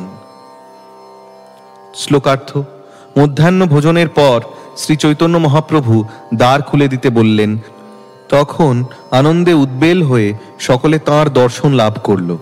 শ্লোক ৮৯: এই মত সন্ধ্যা পর্যন্ত লোক আসে যায়, বৈষ্ণব হইল লোক সবে নাচে গায়। শ্লোকার্থ: এইভাবে সন্ধ্যা পর্যন্ত লোক যাতায়াত করতে লাগলো এবং তাদের সকলেই বৈষ্ণব ভক্তে পরিণত হয়ে নৃত্য গীত করতে লাগলেন। শ্লোক 90। এই রূপে সেই ঠাঁই ভক্তগণ সঙ্গে সেই রাত্রি গোঙাইলা কৃষ্ণ কথার অঙ্গে। শ্লোকার্থ: এইভাবে শ্রী চৈতন্য মহাপ্রভু তাঁর ভক্তদের সঙ্গে মহা আনন্দে কৃষ্ণ কথা আলোচনা করে সেই রাত্রি কাটালেন। শ্লোক 91। প্রাতঃকালে স্নান করি করিলা গমন, ভক্তগণে বিদায় দিলা করি আলিঙ্গন। শ্লোকার্থ: পরের দিন সকালবেলা স্নান করে শ্রী চৈতন্য মহাপ্রভু তাঁর ভক্তদের আলিঙ্গন করে তাদের কাছ থেকে বিদায় নিয়ে দক্ষিণ ভারত ভ্রমণে যাত্রা করলেন। শ্লোক 92। মূর্ছিত হয়া সবে ভূমিতে পড়িলা, তাহা সবা পানে প্রভু ফিরি না চাহিলা। শ্লোকার্থ: তখন তারা সকলে মূর্ছিত হয়ে ভূমিতে পড়লেন, কিন্তু শ্রী চৈতন্য মহাপ্রভু তাদের দিকে ফিরেও তাকালেন না। শ্লোক 93। বিচ্ছেদে ব্যাকুল প্রভু চলিলা দুঃখী হয়া, পাছে কৃষ্ণদাস যায় জলপাত্র লয়া। শ্লোকার্থ: বিচ্ছেদে ব্যাকুল হয়ে দুঃখিত অন্তরে শ্রী চৈতন্য মহাপ্রভু এগিয়ে চললেন, আর তাঁর ভৃত্য কৃষ্ণদাস জলপাত্র নিয়ে তাঁর পিছন পিছন চলতে লাগলেন। শ্লোক 94। ভক্তগণ উপবাসী তাহাই রহিলা, আর দিনে দুঃখী হয়া নীলাচলে আইলা। শ্লোকার্থ: সেই দিন উপবাসী হয়ে ভক্তরা সেখানেই রইলেন এবং তার পরের দিন দুঃখিত অন্তরে তারা নীলাচলে ফিরে গেলেন। শ্লোক 95। মত্ত সিংহ প্রায় প্রভু করিলা গমন, প্রেমাবেশে যায় করি নাম সংকীর্তন। শ্লোকার্থ: মত্ত সিংহের মতো মহাপ্রভু চলতে লাগলেন এবং ভগবত প্রেমে আবিষ্ট হয়ে নাম সংকীর্তন করতে লাগলেন। শ্লোক 96। কৃষ্ণ কৃষ্ণ কৃষ্ণ কৃষ্ণ কৃষ্ণ কৃষ্ণ হে, কৃষ্ণ কৃষ্ণ কৃষ্ণ কৃষ্ণ কৃষ্ণ কৃষ্ণ কৃষ্ণ হে, কৃষ্ণ কৃষ্ণ কৃষ্ণ কৃষ্ণ কৃষ্ণ কৃষ্ণ রক্ষ মাম, কৃষ্ণ কৃষ্ণ কৃষ্ণ কৃষ্ণ কৃষ্ণ কৃষ্ণ পাহি মাম, রাম রাঘব রাম রাঘব রাম রাঘব রক্ষ মাম, কৃষ্ণ কেশব কৃষ্ণ কেশব কৃষ্ণ কেশব পাহি মাম। শ্লোকার্থ: মহাপ্রভু পথ চলতে চলতে গাইছিলেন, হে কৃষ্ণ, দয়া করে আমাকে তুমি রক্ষা করো, আমাকে তুমি পালন করো। হে রাম, হে রাঘব, দয়া করে তুমি আমাকে পালন করো। শ্লোক 97। এই শ্লোক পড়ি পথে চলিলা গৌর হরি, লোক দেখি পথে কহে বল হরি হরি। শ্লোকার্থ: এই শ্লোক আবৃত্তি করতে করতে গৌর হরি পথ চলতে লাগলেন, পথে কাউকে দেখলেই বলেন হরি হরি বল। শ্লোক 98। সেই লোক প্রেমমত্ত হয়া বলে হরি কৃষ্ণ, প্রভুর পাছে সঙ্গে যায় দর্শন সতৃষ্ণ। শ্লোকার্থ: সেই লোক তখন প্রেমোন্মত্ত হয়ে হরি কৃষ্ণ বলতে লাগলেন এবং শ্রী চৈতন্য মহাপ্রভুর দর্শনের জন্য আকুল হয়ে তাঁর পিছন পিছন চলতে লাগলেন। শ্লোক 99। কতক্ষণে রহি প্রভু তারে আলিঙ্গিয়া, বিদায় করিল তারে শক্তি সঞ্চারিয়া। শ্লোকার্থ: কিছুক্ষণ পর শ্রী চৈতন্য মহাপ্রভু তাকে আলিঙ্গন করে তার মধ্যে শক্তি সঞ্চার করে তাকে ঘরে ফিরে যেতে নির্দেশ দিতেন। তাৎপর্য: শ্রীল ভক্তি বিনোদ ঠাকুর তাঁর অমৃত প্রবাহ ভাষ্যে বিশ্লেষণ করেছেন, হ্লাদিনী শক্তির সারভাগ ও সম্বিত শক্তির সারভাগ দুই একত্রে ভক্তি শক্তি হয়। কৃষ্ণ বা ভক্ত কৃপা করে সেই শক্তি যাকে সঞ্চার করেন তিনি পরম ভক্ত হন। মহাপ্রভু যাকে কৃপা করতেন তার মধ্যে সেই শক্তি সঞ্চার করে তাকে বৈষ্ণব ধর্ম প্রচারের ভার অর্পণ করতেন। শ্লোক 100। সেই জন নিজ গ্রামে করিয়া গমন, কৃষ্ণ বলি হাসে, কান্দে নাচে অনুক্ষণ। শ্লোকার্থ: সেই ব্যক্তি তখন তার গ্রামে ফিরে গিয়ে সর্বক্ষণ কৃষ্ণ নাম কীর্তন করে কখনো হাসতেন, কখনো কাঁদতেন এবং কখনো নৃত্য করতেন। শ্লোক 101। যারে দেখে তারে কহে কহ কৃষ্ণ নাম, এই মত বৈষ্ণব কইল সব নিজ গ্রাম। শ্লোকার্থ: যাকেই তারা দেখতেন তাকেই তারা বলতেন কৃষ্ণ নাম কীর্তন করো। এইভাবে তারা সকলে তাদের নিজেদের গ্রামের সমস্ত অধিবাসীদের বৈষ্ণবে পরিণত করলেন। তাৎপর্য: শ্রী চৈতন্য মহাপ্রভুর কৃপার প্রভাবে এবং তাঁর ভক্ত শ্রী গুরুদেবের কৃপার প্রভাবেই কেবল শক্তাবিষ্ট প্রচারক হওয়া যায়। সকলকেই হরে কৃষ্ণ মহামন্ত্র কীর্তন করতে অনুরোধ করা উচিত। এমনি করে কিভাবে ভগবানের শুদ্ধ ভক্ত হতে হয় তা তাদের দেখিয়ে তাদের বৈষ্ণবে পরিণত করতে হয়। শ্লোক 102। গ্রামান্তর হইতে দেখিতে আইল যতজন, তাঁর দর্শন কৃপায় হয় তাঁর সম। শ্লোকার্থ: গ্রামান্তর থেকে যারা এই শক্তাবিষ্ট প্রচারককে দর্শন করতে আসতেন তারাও তাঁর দর্শনের কৃপায় তাঁরই মতো বৈষ্ণবে পরিণত হতেন। শ্লোক 103। সেই যাই গ্রামের লোক বৈষ্ণব করয়ে, অন্য গ্রামী আসি তাঁরে দেখি বৈষ্ণব হয়। তারা যখন তাদের গ্রামে ফিরে যেতেন তখন তারা সেই গ্রামের অধিবাসীদের ভগবদ্ভক্ত বৈষ্ণবে পরিণত করতেন, আর অন্য গ্রামের লোকেরা তখন তাদের দেখতে আসতেন, তখন তারাও বৈষ্ণবে পরিণত হতেন। শ্লোক 104। সেই যাই আর গ্রামে করে উপদেশ, এই মতো বৈষ্ণব হইল সব দক্ষিণ দেশ। এইভাবে যখন তারা গ্রামে গ্রামে গিয়ে কৃষ্ণ কথা উপদেশ করতে লাগলেন তখন সমস্ত দক্ষিণ ভারতের অধিবাসীরা বৈষ্ণবে পরিণত হলেন। শ্লোক 105। এই মতো পথে যাইতে শত শত জন বৈষ্ণব করেন তাঁরে করি আলিঙ্গন। শ্লোকার্থ: এইভাবে পথে যেতে যেতে শ্রী চৈতন্য মহাপ্রভু শত শত মানুষকে আলিঙ্গন করে বৈষ্ণবে পরিণত করেছিলেন। শ্লোক 106। যেই গ্রামে রহি ভিক্ষা করেন যার ঘরে, সেই গ্রামের যত লোক আইসে দেখিবারে। শ্লোকার্থ: যেই গ্রামে মহাপ্রভু ভিক্ষা করার জন্য থামতেন সেই গ্রামের সমস্ত লোক তাকে দর্শন করতে আসতেন। শ্লোক 107। প্রভুর কৃপায় হয় মহাভাগবত, সেই সব আচার্য হয়া তারিল জগৎ। শ্লোকার্থ: শ্রী চৈতন্য মহাপ্রভুর কৃপায় তারা সকলে মহাভাগবতে পরিণত হলেন, পরে তারা সকলে আচার্য হয়ে সমস্ত জগৎ উদ্ধার করলেন। শ্লোক 108। এই মতো কইলা যাবৎ গেলা সেতু বন্ধে, সর্বদেশ বৈষ্ণব হইল প্রভুর সম্বন্ধে। শ্লোকার্থ: এইভাবে শ্রী চৈতন্য মহাপ্রভু সেতুবন্ধ পর্যন্ত গেলেন এবং তার প্রভাবে সমগ্র দক্ষিণ দেশ বৈষ্ণবে পরিণত হল। শ্লোক 109। নবদ্বীপে যেই শক্তি না কইলা প্রকাশে, সে শক্তি প্রকাশী নিস্তারিল দক্ষিণ দেশে। শ্লোকার্থ: যে শক্তি শ্রী চৈতন্য মহাপ্রভু নবদ্বীপে প্রকাশ করেননি সেই শক্তি প্রকাশ করে তিনি সমগ্র দক্ষিণ ভারত উদ্ধার করলেন। তাৎপর্য: শ্রী চৈতন্য মহাপ্রভুর জন্মস্থান নবদ্বীপ ধাম হলেও তখন ন্যায় ও স্মৃতিশাস্ত্রের বিশেষ প্রবলতা থাকায় সেই শাস্ত্রের অধ্যাপকদের মধ্যে অনেকগুলি বহির্মুখ লোক ছিল। তাদের উদ্ধার করার জন্য শ্রী চৈতন্য মহাপ্রভু কোনো বিশেষ শক্তি প্রকাশ করেননি। তাই গ্রন্থকার মন্তব্য করেছেন যে শ্রী চৈতন্য মহাপ্রভু দক্ষিণ ভারতে যে শক্তি প্রকাশ করেছিলেন নবদ্বীপে তিনি তা করেননি, তাই দক্ষিণ ভারতে সকলে বৈষ্ণব হয়েছিলেন। এর থেকে বুঝতে হবে যে মানুষ স্বাভাবিকভাবে অনুকূল পরিবেশে প্রচার করতে উৎসাহী।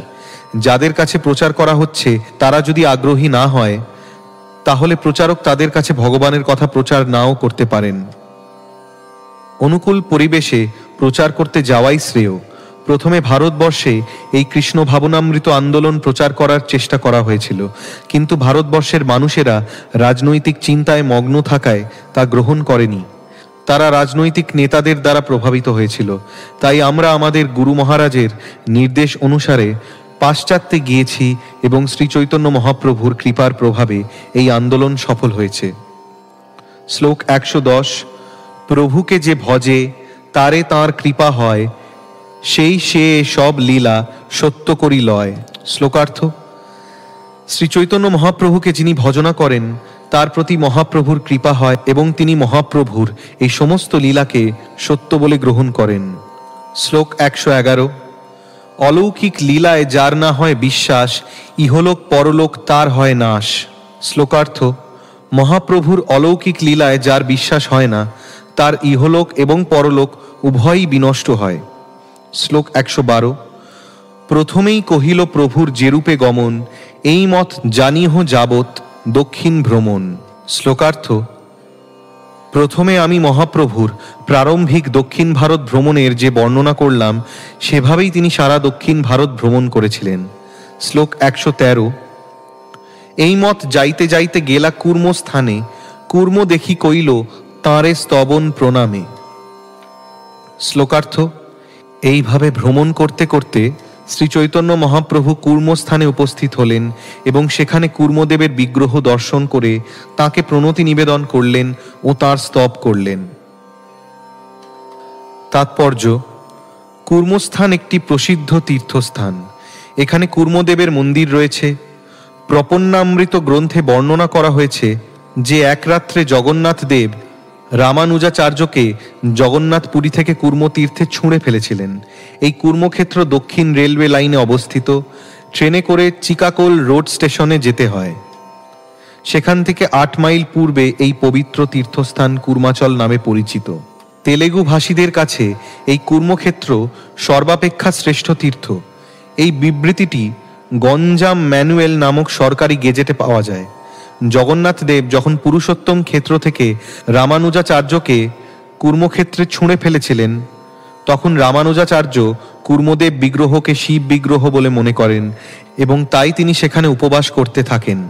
পরে তিনি যখন বুঝতে পারেন যে সেটি শ্রী বিষ্ণুরই কূর্মমূর্তি, তখন তিনি সেখানে অতি আড়ম্বরের সঙ্গে কূর্মদেবের পূজার ব্যবস্থা করেন।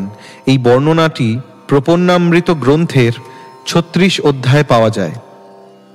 কূর্মক্ষেত্র বা কূর্মস্তূপ নামক এই পবিত্র স্থানটি শ্রীপাদ রামানুজাচার্য জগন্নাথ দেবের প্রভাবে পুনঃ প্রতিষ্ঠা করেন। পরে এই মন্দিরটি বিজয়নগরের রাজার তত্ত্বাবধানে আসে। তখন মাধ্য সম্প্রদায়ের বৈষ্ণবেরা শ্রী কূর্মদেবের বিগ্রহ পূজা করতেন। শ্রী মাধ্য সম্প্রদায়ের গুরু শ্রী নরহরি তীর্থের রচিত 9টি শ্লোকের প্রস্তর ফলক এই মন্দিরে পাওয়া গেছে। শ্রীল ভক্তি সিদ্ধান্ত সরস্বতী ঠাকুর সেই 9টি শ্লোকের বঙ্গানুবাদ করেছেন। 1. শ্রী পুরুষোত্তম জ্যোতি বহু বিজ্ঞের উপদেষ্টা রূপে জন্মগ্রহণ করেন। তিনি বিষ্ণুর অতি প্রিয় ভক্ত ছিলেন। 2. তাঁর বাক্যাবলী জগতে সর্বতোভাবে গৃহীত হয়েছিল। কুঞ্জের মতো হস্তি যেমন বিপক্ষকে ধ্বংস করে, তেমনি তিনি অভ্যক্ত বিবাদীদের যুক্তিসমূহ পরাভূত করেছিলেন। 3. তিনি আনন্দ তীর্থকে দীক্ষাদান করেন এবং বহু বিপথগামী মূর্খকে নিজ গৃহীত সন্ন্যাস দণ্ড দ্বারা সুপথে আনয়ন করেন। 4. তার কথামালা বিষ্ণুর বিশেষ প্রিয় এবং বৈকুণ্ঠ সিদ্ধি প্রদানে সমর্থ। 5. তার ভক্তি শিক্ষা সমূহ মানুষকে হরিপাদ পদ্মদানে সক্ষম। 6. নরহরি তীর্থ তাঁরই কাছে দীক্ষিত হন এবং কলিঙ্গ প্রদেশের রাজা হন। 7. নরহরি তীর্থ শবরদের সঙ্গে যুদ্ধ করে শ্রী কূর্ম মন্দির রক্ষা করেছিলেন।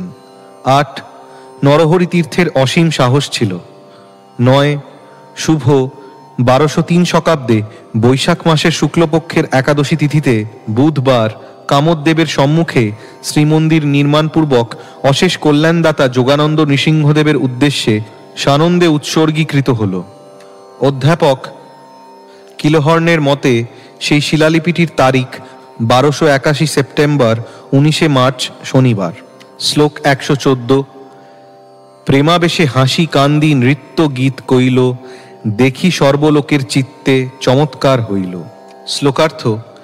সেখানে শ্রী চৈতন্য মহাপ্রভু তার স্বাভাবিক কৃষ্ণপ্রেমে আবিষ্ট হয়ে হেসে কেঁদে নৃত্য গীত করেছিলেন এবং তা দেখে সমস্ত মানুষ অন্তরে চমৎকৃত হয়েছিলেন। শ্লোক 115। আশ্চর্য শুনিয়া লোক আইল দেখিবারে, প্রভুর রূপ প্রেম দেখি হইলা চমৎকারে। শ্লোকার্থ। এই সমস্ত আশ্চর্য ঘটনা শুনে লোকেরা তাকে দেখতে এসেছিলেন এবং তার রূপ ও কৃষ্ণপ্রেম দর্শন করে তারা চমৎকৃত হয়েছিলেন। শ্লোক 116। দর্শনে বৈষ্ণব হইল বলে কৃষ্ণ হরি, প্রেমাবেশে নাচে লোক ঊর্ধ্ববাহু করি। শ্লোকার্থ। শ্রী চৈতন্য মহাপ্রভুকে দর্শন করে সকলে কৃষ্ণ ভক্তে পরিণত হলেন এবং তারা কৃষ্ণহরি নাম কীর্তন করতে করতে প্রেমাবেশে ঊর্ধ্ববাহু হয়ে নৃত্য করতে লাগলেন। শ্লোক 117। কৃষ্ণ নাম লোক মুখে শুনি অবিরাম, সেই লোক বৈষ্ণব কইল অন্য সব গ্রাম। শ্লোকার্থ। নিরন্তর লোক মুখে কৃষ্ণ নাম শ্রবণ করে সেই সমস্ত লোকেরা অন্য সমস্ত গ্রামের মানুষদেরও কৃষ্ণ ভক্তে পরিণত করলেন। শ্লোক 118। এই মত পরম্পরায় দেশ বৈষ্ণব হইল, কৃষ্ণ নামামৃত বন্যায় দেশ ভাসাইল। শ্লোকার্থ। এইভাবে পরম্পরাক্রমে সারা দেশ কৃষ্ণ ভক্তে পরিণত হল, যেন কৃষ্ণ নামামৃতের বন্যায় সারা দেশ ভেসে গেল। শ্লোক 119। কতক্ষণে প্রভু যদি বাহ্য প্রকাশিলা, কূর্মের সেবক বহু সম্মান করিলা। শ্লোকার্থ। কিছুক্ষণ পরে শ্রী চৈতন্য মহাপ্রভু যখন তাঁর বাহ্য চেতনা প্রকাশ করলেন, তখন কূর্মদেবের পূজারী তাঁকে বহু সম্মান প্রদর্শন করলেন। শ্লোক 120। যেই গ্রামে যায় তাহা এই ব্যবহার, এক ঠাঁই কহিল না কহিব আর বার। শ্লোকার্থ। শ্রী চৈতন্য মহাপ্রভু যেই গ্রামেই যেতেন সেই গ্রামেই তিনি এইভাবে আচরণ করতেন এবং সেখানকার মানুষেরা তাঁর প্রতি এইভাবে ব্যবহার করতেন। একবার আমি তা বর্ণনা করলাম, বারবার আর তার পুনরাবৃত্তি করব না। শ্লোক 121। কূর্ম নামে সেই গ্রামে বৈদিক ব্রাহ্মণ বহু শ্রদ্ধা ভক্তে কইল প্রভুর নিমন্ত্রণ। শ্লোকার্থ। সেই গ্রামে কূর্ম নামে এক বৈদিক ব্রাহ্মণ বাস করতেন। তিনি বহু শ্রদ্ধা ও ভক্তি সহকারে শ্রী চৈতন্য মহাপ্রভুকে তার গৃহে নিমন্ত্রণ করলেন। শ্লোক 122। ঘরে আনি প্রভুর কইল পাদ প্রক্ষালন, সেই জল বংশ সহিত করিল ভক্ষণ। শ্লোকার্থ। শ্রী চৈতন্য মহাপ্রভুকে ঘরে এনে সেই ব্রাহ্মণ তাঁর শ্রী পাদপদ্ম প্রক্ষালন করলেন এবং তার পরিবারের অন্য সকলের সঙ্গে সেই পাদোদক পান করলেন। শ্লোক 123। অনেক প্রকার স্নেহে ভিক্ষা করাইল, গোসাইর শেষান্ন সবংশে খাইল। শ্লোকার্থ। গভীর স্নেহে সেই কূর্মবিপ্র শ্রী চৈতন্য মহাপ্রভুকে নানা প্রকার খাদ্যদ্রব্য খাওয়ালেন এবং তারপর তার পরিবারের সকলের সঙ্গে শ্রী চৈতন্য মহাপ্রভুর অবিশষ্ট প্রসাদ পেলেন। শ্লোক 124। যেই পাদপদ্ম তোমার ব্রহ্মা ধ্যান করে, সেই পাদপদ্ম সাক্ষাৎ আইল মোর ঘরে। শ্লোকার্থ। শ্রী চৈতন্য মহাপ্রভুর বন্দনা করে সেই ব্রাহ্মণ বললেন, হে প্রভু, তোমার শ্রী পাদপদ্ম ব্রহ্মা নিরন্তর ধ্যান করেন, আর সেই পাদপদ্ম আজ সাক্ষাৎ আমার ঘরে এলো। শ্লোক 125। মোর ভাগ্যের সীমা না যায় কহন, আজি মোর শ্লাঘ্য হইল জন্মকুলধন। শ্লোকার্থ। হে প্রভু, আমার অসীম সৌভাগ্যের কথা ভাষায় বর্ণনা করা যায় না। আজ আমার জন্ম, আমার কুল, আমার ধন সম্পদ সবই ধন্য হলো। শ্লোক 126। কৃপা করো প্রভু মোরে, যাং তোমা সঙ্গে, সহিতে না পারি দুঃখ বিষয় তরঙ্গে। শ্লোকার্থ।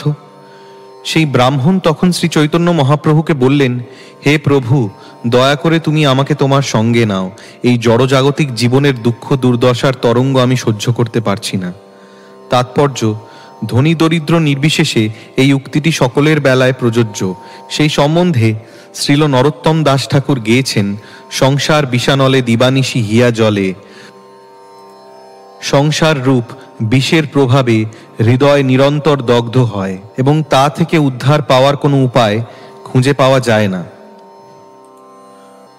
ধনসম্পদ থাকার ফলে জড়জাগতিক সুখ লাভ হয় ঠিকই এবং ঐশ্বর্যও লাভ করা যায় ঠিকই, কিন্তু তবুও পরিবার পরিজনের ভরণ পোষণ এবং দেহের চাহিদাগুলি মেটাবার জন্য বিষয় সামলাতে হয়। তার ফলে নানা রকম অসুবিধাও ভোগ করতে হয়। নরোত্তম দাস ঠাকুর তাই গেয়েছেন, বিষয় ছাড়িয়া কবে শুদ্ধ হবে মন, বিষয়ের প্রতি অনাসক্ত হয়ে হৃদয় নির্মল না হলে অপ্রাকৃত আনন্দে মগ্ন হওয়া যায় না। আপাত দৃষ্টিতে মনে হয় যেন কূর্ম নামক সেই ব্রাহ্মণটি জড়জাগতিক দিক দিয়ে বেশ সুখী ছিলেন, কেননা তিনি উল্লেখ করেছেন জন্মকুল ধন, অর্থাৎ তার উচ্চকুলে জন্ম হয়েছিল এবং তিনি ধনী ছিলেন। কিন্তু তা সত্ত্বেও তিনি এই জড় ঐশ্বর্য ত্যাগ করে শ্রী চৈতন্য মহাপ্রভুর সঙ্গে যেতে চেয়েছিলেন। বৈদিক শাস্ত্রে নির্দেশ দেওয়া হয়েছে 50 বছর হয়ে গেলে ভগবানের সেবায় বাকি জীবন উৎসর্গ করার জন্য বৃন্দাবনের বনে যেতে হয়। শ্লোক 127। প্রভু কহে ওইছে বাত কভু না কহিবা, গৃহে রহি কৃষ্ণ নাম নিরন্তর লইবা। শ্লোকার্থ। শ্রী চৈতন্য মহাপ্রভু উত্তর দিলেন, এই রকম কথা আর কখনো বলো না, গৃহে থেকে নিরন্তর কৃষ্ণ নাম গ্রহণ করো। তাৎপর্য: কলিযুগে হঠাৎ গৃহত্যাগ না করাই বাঞ্ছনীয়, কেননা এই যুগের মানুষেরা যথাযথভাবে ব্রহ্মচর্য এবং গার্হস্থ আশ্রম পালন করার শিক্ষা লাভ করেনি। তাই শ্রী চৈতন্য মহাপ্রভু সেই ব্রাহ্মণকে উপদেশ দিয়েছিলেন গৃহত্যাগ করার জন্য এত আগ্রহী না হতে। গৃহে থেকেই সদ্গুরুর তত্ত্বাবধানে নিয়মিতভাবে হরে কৃষ্ণ মহামন্ত্র জপ করার প্রভাবে পবিত্র হওয়ার চেষ্টা করাই শ্রেয়। এটি শ্রী চৈতন্য মহাপ্রভুর নির্দেশ। এই পন্থা যদি সকলে অনুসরণ করেন তাহলে আর সন্ন্যাস গ্রহণ করার কোনো প্রয়োজন থাকে না। পরবর্তী শ্লোকে শ্রী চৈতন্য মহাপ্রভু সকলকে নির্দেশ দিয়েছেন নিরপরাধে হরে কৃষ্ণ মহামন্ত্র কীর্তন করে এবং সেই পন্থা সকলকে শিক্ষা দিয়ে আদর্শ গৃহস্থ হওয়ার জন্য। শ্লোক 128। যারে দেখো তারে কহ কৃষ্ণ উপদেশ, আমার আজ্ঞায় গুরু হয়া তার এই দেশ। শ্লোকার্থ: যার সঙ্গে তোমার সাক্ষাৎ হয় তাকেই তুমি শ্রীমদ্ ভগবদ্ গীতায় ও শ্রীমদ্ ভাগবতে প্রদত্ত শ্রীকৃষ্ণের উপদেশ প্রদান করো। আমার আজ্ঞায় এই গুরু দায়িত্ব গ্রহণ করে তুমি এই দেশ উদ্ধার করো।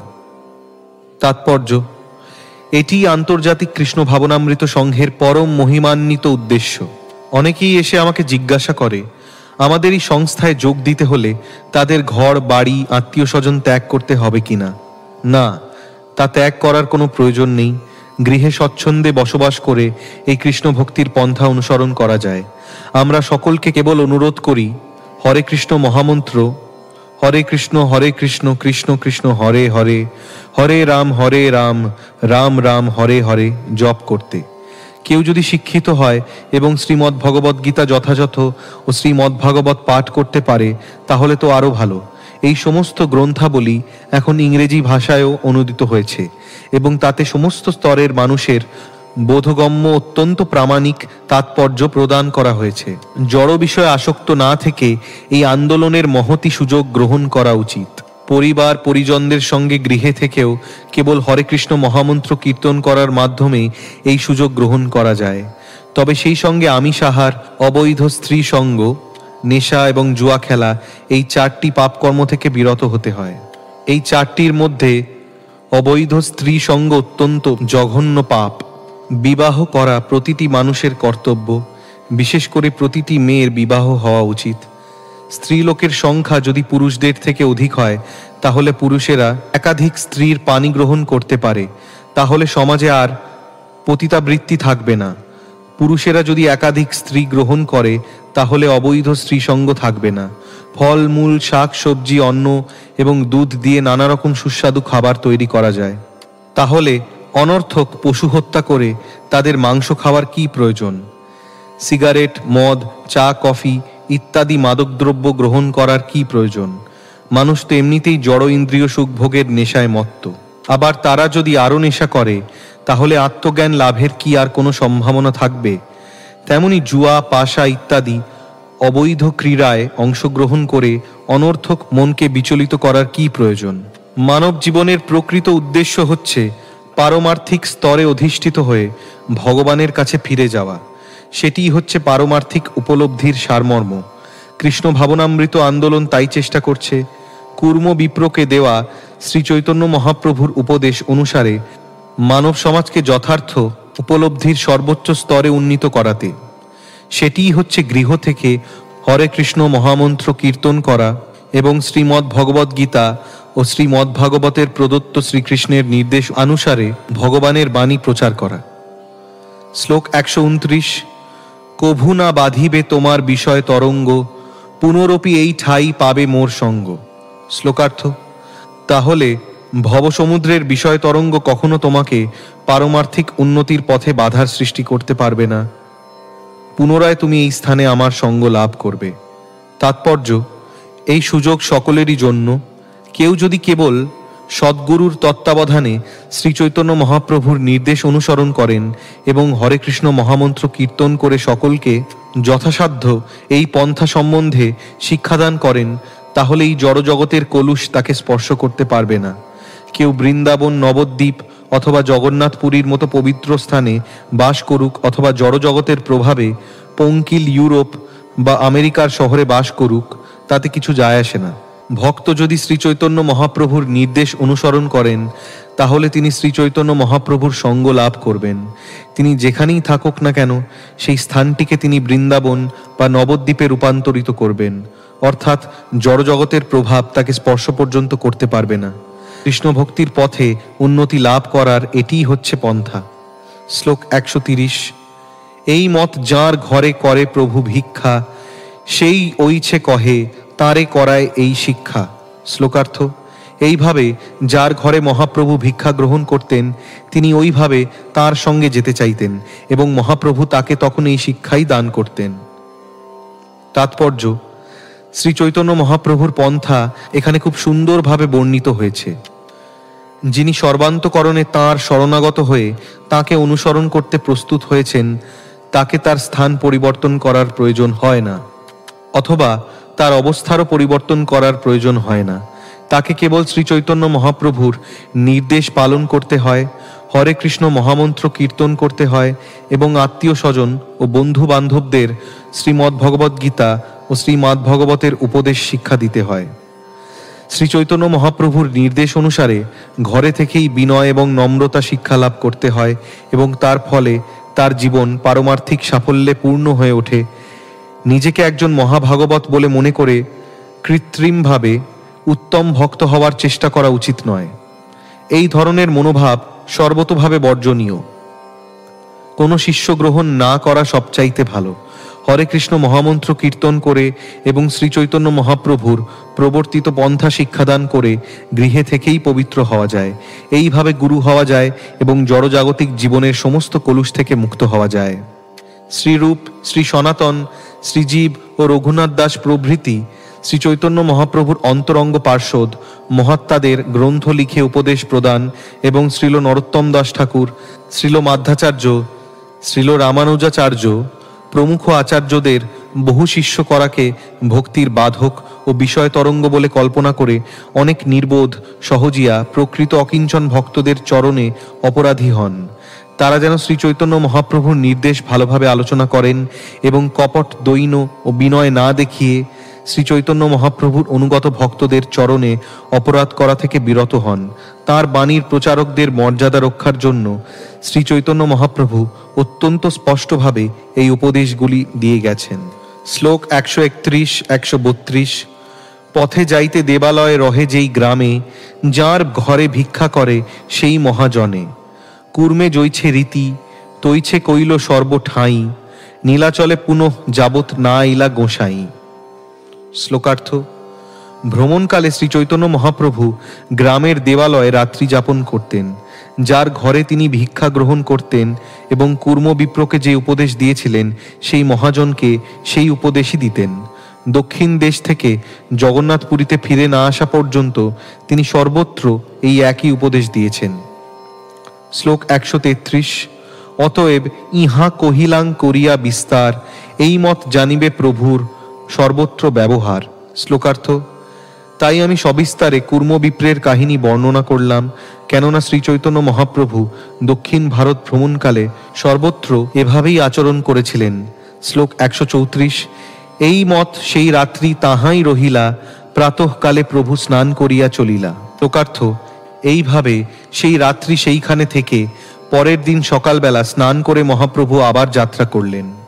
শ্লোক 135: প্রভুর অনুব্রজী কুর্ম বহুদূর আইলা, প্রভু তাঁরে যত্ন করি ঘরে পাঠাইলা। শ্লোকার্থ: শ্রী চৈতন্য মহাপ্রভু যখন যাত্রা করলেন তখন কুর্মবিপ্র বহুদূর তাঁর সঙ্গে সঙ্গে গেলেন। অবশেষে মহাপ্রভু বহু যত্ন করে তাকে ঘরে পাঠালেন। শ্লোক 136: বাসুদেব নাম এক দ্বিজ মহাশয়, সর্বাঙ্গে গলিত কুষ্ঠ তাতে ক্রীড়াময়। শ্লোকার্থ: বাসুদেব নামক একজন মহান ব্রাহ্মণ ছিলেন। তার সর্বাঙ্গে গলিত কুষ্ঠ হয়েছিল এবং তার ক্ষতগুলি কৃমি কীটে পূর্ণ ছিল। শ্লোক 137: অঙ্গ হইতে যেই কীড়া খসিয়া পড়োয়, উঠায়া সেই কীড়া রাখে সেই ঠাঁয়। শ্লোকার্থ: কুষ্ঠ রোগের প্রবল যন্ত্রণা ভোগ করলেও বাসুদেব বিপ্র ছিলেন তত্ত্বদ্রষ্টা মহাপুরুষ। যখনই তার অঙ্গ থেকে কোনো কীড়া পোকা খসে পড়ত, তখনই তিনি সেই কীড়াটিকে উঠিয়ে সেই স্থানে রাখতেন। শ্লোক 138: রাত্রিতে শুনিলা তেহ গোসাইর আগমন, দেখিবারে আইলা প্রভাতে কুর্মের ভবন। শ্লোকার্থ: রাত্রিবেলা বাসুদেব সংবাদ পেলেন যে শ্রী চৈতন্য মহাপ্রভু এসেছেন। তাই তার পরের দিন প্রভাতে তাঁকে দেখার জন্য তিনি কুর্মবিপ্রের গৃহে এলেন। শ্লোক 139: প্রভুর গমন কূর্ম মুখেতে শুনিয়া ভূমিতে পড়িলা দুঃখে মূর্ছিত হয়া। শ্লোকার্থ। কূর্মবিপ্রের গৃহে এসে তিনি শুনলেন যে শ্রীচৈতন্য মহাপ্রভু ইতিমধ্যেই প্রস্থান করেছেন। বাসুদেব তখন দুঃখে মূর্ছিত হয়ে ভূপতিত হলেন। শ্লোক 140। অনেক প্রকার বিলাপ করিতে লাগিলা, সেই ক্ষণে আসি প্রভু তাঁরে আলিঙ্গিলা। শ্লোকার্থ। নানাভাবে তিনি বিলাপ করতে লাগলেন, তখন শ্রীচৈতন্য মহাপ্রভু সেখানে এসে তাকে আলিঙ্গন করলেন। শ্লোক 141। প্রভু স্পর্শে দুঃখ সঙ্গে কুষ্ঠ দূরে গেল, আনন্দ সহিতে অঙ্গ সুন্দর হইল। শ্লোকার্থ। মহাপ্রভুর স্পর্শে তার অন্তরের দুঃখের সঙ্গে সঙ্গে দেহের কুষ্ঠও দূর হল এবং তার আনন্দের সঙ্গে সঙ্গে তার অঙ্গও সুন্দর হল। শ্লোক 142। প্রভুর কৃপা দেখি তাঁর বিস্ময় হইল মন, শ্লোক পড়ি পায়ে ধরি করয়ে স্তবন। শ্লোকার্থ। শ্রীচৈতন্য মহাপ্রভুর এই অদ্ভুত কৃপা দর্শন করে বাসুদেব বিপ্র অত্যন্ত বিস্মিত হলেন এবং শ্রীচৈতন্য মহাপ্রভুর চরণ কমল স্পর্শ করে তিনি শ্রীমদ্ভাগবতের একটি শ্লোক উচ্চারণ করে তাঁর স্তব করলেন। শ্লোক 143। অনুবাদ। কোথায় আমি অতি পাপিষ্ঠ দরিদ্র ও যোগ্যতাহীন ব্রাহ্মণ সন্তান, আর কোথায় শ্রীনিকেতন কৃষ্ণ। অযোগ্য ব্রাহ্মণ সন্তান হলেও আমাকে তিনি আলিঙ্গন করলেন। এটি অতি আশ্চর্যের বিষয়। তাৎপর্য। শ্রীমদ্ভাগবতের এই শ্লোকটি দ্বারকায় শ্রীকৃষ্ণের সঙ্গে সাক্ষাৎ হওয়ার পর সুদামা বিপ্রের উক্তি। শ্লোক 144, 145। বহু স্তুতি করি কহে, শুনো দয়াময়, জীবে এই গুণ নাহি তোমাতে এই হয়। মোরে দেখি মোর গন্ধে পলায় পামর, হেন মোরে স্পর্শ তুমি স্বতন্ত্র ঈশ্বর। শ্লোকার্থ। বাসুদেব বিপ্র বললেন, হে দয়াময়, জীবের এই গুণ থাকা সম্ভব নয়। এই গুণ কেবল তোমার মধ্যেই দেখা যায়। আমাকে দেখে আমার শরীরের দুর্গন্ধে অত্যন্ত পাপী মানুষেরা পর্যন্ত পালিয়ে যায়, আর তুমি আমাকে স্পর্শ করলে। এমনই স্বতন্ত্র পরমেশ্বর ভগবানের কার্যকলাপ। শ্লোক 146। কিন্তু আছিলাং ভালো অধম হয়া, এবে অহংকার মোর জন্মিবে আসিয়া। শ্লোকার্থ। আমি যখন কুষ্ঠ রোগাক্রান্ত অধম ছিলাম তখনই ভালো ছিলাম, কিন্তু এখন রোগমুক্ত সুন্দর শরীর পেয়েছি বলে আমার অহংকার হবে। শ্লোক 147। প্রভু কহে, কভু তোমার না হবে অভিমান, নিরন্তর কহ তুমি কৃষ্ণ কৃষ্ণ নাম। শ্লোকার্থ। শ্রীচৈতন্য মহাপ্রভু তখন তাকে বললেন, তুমি নিরন্তর কৃষ্ণ নাম করো, তাহলে তোমার কোনো অভিমান হবে না। শ্লোক 148। কৃষ্ণ উপদেশী করো জীবের নিস্তার, অচিরাতে কৃষ্ণ তোমা করিবেন অঙ্গীকার। শ্লোকার্থ। জীবকে কৃষ্ণ কথা উপদেশ দিয়ে তুমি তাদের উদ্ধার করো, তাহলে অচিরেই কৃষ্ণ তোমাকে অঙ্গীকার করবেন। তাৎপর্য। কুষ্ঠ রোগাক্রান্ত বাসুদেব বিপ্রকে শ্রীচৈতন্য মহাপ্রভু রোগমুক্ত করেছিলেন। তার বিনিময়ে শ্রীচৈতন্য মহাপ্রভু কেবল চেয়েছিলেন যে বাসুদেব বিপ্র যেন শ্রীকৃষ্ণের উপদেশ প্রচার করে সমস্ত জীবদের উদ্ধার করেন। এটি আন্তর্জাতিক কৃষ্ণ ভাবনামৃত সংঘের পন্থা। এই সংস্থার প্রতিটি সদস্যকে অত্যন্ত জঘন্য অবস্থা থেকে উদ্ধার করা হয়েছে এবং এখন তারা কৃষ্ণ ভাবনার অমৃত প্রচার করছে। তারা কেবল ভবরোগ নামক ভয়ঙ্কর রোগ থেকেই মুক্ত হয়নি, উপরন্তু তারা এক অতি আনন্দময় জীবন যাপন করছে। সকলেই তাদের মহান কৃষ্ণ ভক্ত বলে স্বীকার করেন এবং তাদের গুণাবলী তাদের মুখের কমনীয়তায় প্রকাশিত হয়েছে। কেউ যদি কৃষ্ণ ভক্তরূপে পরিচিত হতে চান, তাহলে তাকে শ্রীচৈতন্য মহাপ্রভুর উপদেশ অনুসারে কৃষ্ণ কথা প্রচার করতে হবে। তাহলে নিঃসন্দেহে অতি শীঘ্র শ্রীকৃষ্ণ চৈতন্য মহাপ্রভুর শ্রীপাদপদ্মের আশ্রয় লাভ করা যাবে। শ্লোক 149। এতেক কহিয়া প্রভু কইল অন্তর্ধানে, দুই বিপ্র গলাগলি কান্দে প্রভুর গুণে। শ্লোকার্থ। বাসুদেব বিপ্রকে এইভাবে উপদেশ দিয়ে শ্রীচৈতন্য মহাপ্রভু সেই স্থান থেকে অন্তর্হিত হলেন। তখন দুই বিপ্র কূর্ম ও বাসুদেব পরস্পরকে আলিঙ্গন করে শ্রীচৈতন্য মহাপ্রভুর অপ্রাকৃত গুণাবলী স্মরণ করে ক্রন্দন করতে লাগলেন। শ্লোক 150। বাসুদেবোদ্ধার এই কহিল আখ্যান, বাসুদেবামৃত প্রদ হইল প্রভুর নাম। শ্লোকার্থ। এইভাবে শ্রীচৈতন্য মহাপ্রভু কুষ্ঠ রোগাক্রান্ত বাসুদেব বিপ্রকে উদ্ধার করেছিলেন এবং তার ফলে তার নাম হল বাসুদেবামৃত প্রদ। শ্লোক 151। এত তো কহিল প্রভুর প্রথম গমন, কূর্ম দর্শন বাসুদেব বিমোচন। শ্লোকার্থ: কিভাবে তিনি কূর্ম দর্শন করেছিলেন এবং কিভাবে তিনি কুষ্ঠরোগাক্রান্ত বাসুদেব বিপ্রকে উদ্ধার করেছিলেন, এ সকল কথা বলে আমি শ্রী চৈতন্য মহাপ্রভুর দক্ষিণ দেশ ভ্রমণের বর্ণনা করলাম। শ্লোক 152।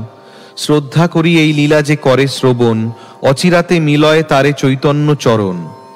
শ্লোকার্থ: শ্রদ্ধা সহকারে যিনি শ্রী চৈতন্য মহাপ্রভুর এই সমস্ত লীলা শ্রবণ করেন, অচিরেই তিনি শ্রী চৈতন্য মহাপ্রভুর শ্রীপাদপদ্মের আশ্রয় লাভ করবেন। শ্লোক 153। চৈতন্য লীলার আদি অন্ত নাহি জানি, সেই লিখি যেই মহান্তের মুখে শুনি। শ্লোকার্থ: চৈতন্য লীলার আদি এবং অন্ত আমি জানি না, কেবল মহান্তদের মুখে আমি যা শুনেছি তাই লিখছি। তাৎপর্য: কেউ যখন শ্রী চৈতন্য মহাপ্রভুর কৃপায় কৃষ্ণ ভাবনায় মগ্ন হয়ে তার চেতনাকে পুনরুজ্জীবিত করেন, তখন তার পারমার্থিক জীবনের উন্মেষ হয় এবং তিনি তখন ভগবানের সেবার প্রতি আসক্ত হন। তখনই কেবল তিনি আচার্য রূপে আচরণ করতে পারেন, অর্থাৎ শ্রী চৈতন্য মহাপ্রভুর পদাঙ্ক অনুসরণ করে সকলেরই ভগবানের বাণী প্রচার করা উচিত। তাহলে শ্রীকৃষ্ণ তার প্রতি প্রীত হবেন এবং অচিরেই তিনি তাকে সুকৃতি দান করবেন। প্রকৃতপক্ষে ভগবানের বাণী প্রচার করে ভগবদ্ভক্তের সংখ্যা বৃদ্ধি করা শ্রী চৈতন্য মহাপ্রভুর অনুগামী ভক্তদের অবশ্য কর্তব্য। এইভাবে সারা পৃথিবী জুড়ে প্রকৃত বৈদিক জ্ঞান প্রচারের ফলে সমগ্র মানব সমাজের পরম কল্যাণ সাধিত হবে।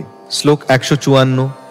ইথে অপরাধ মোর না লইও ভক্তগণ, তোমা সবার চরণ মোর একান্ত শরণ।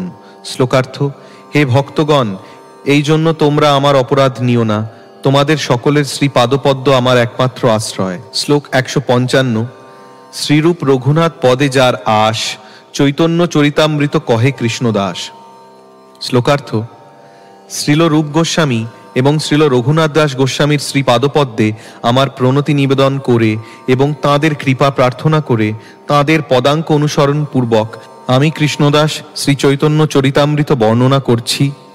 ইতি বাসুদেব বিপ্র উদ্ধার এবং মহাপ্রভুর দক্ষিণ ভারত ভ্রমণ বর্ণনা করে শ্রী চৈতন্য চরিতামৃতের মধ্যলীলার সপ্তম পরিচ্ছেদের ভক্তি বেদান্ত তাৎপর্য।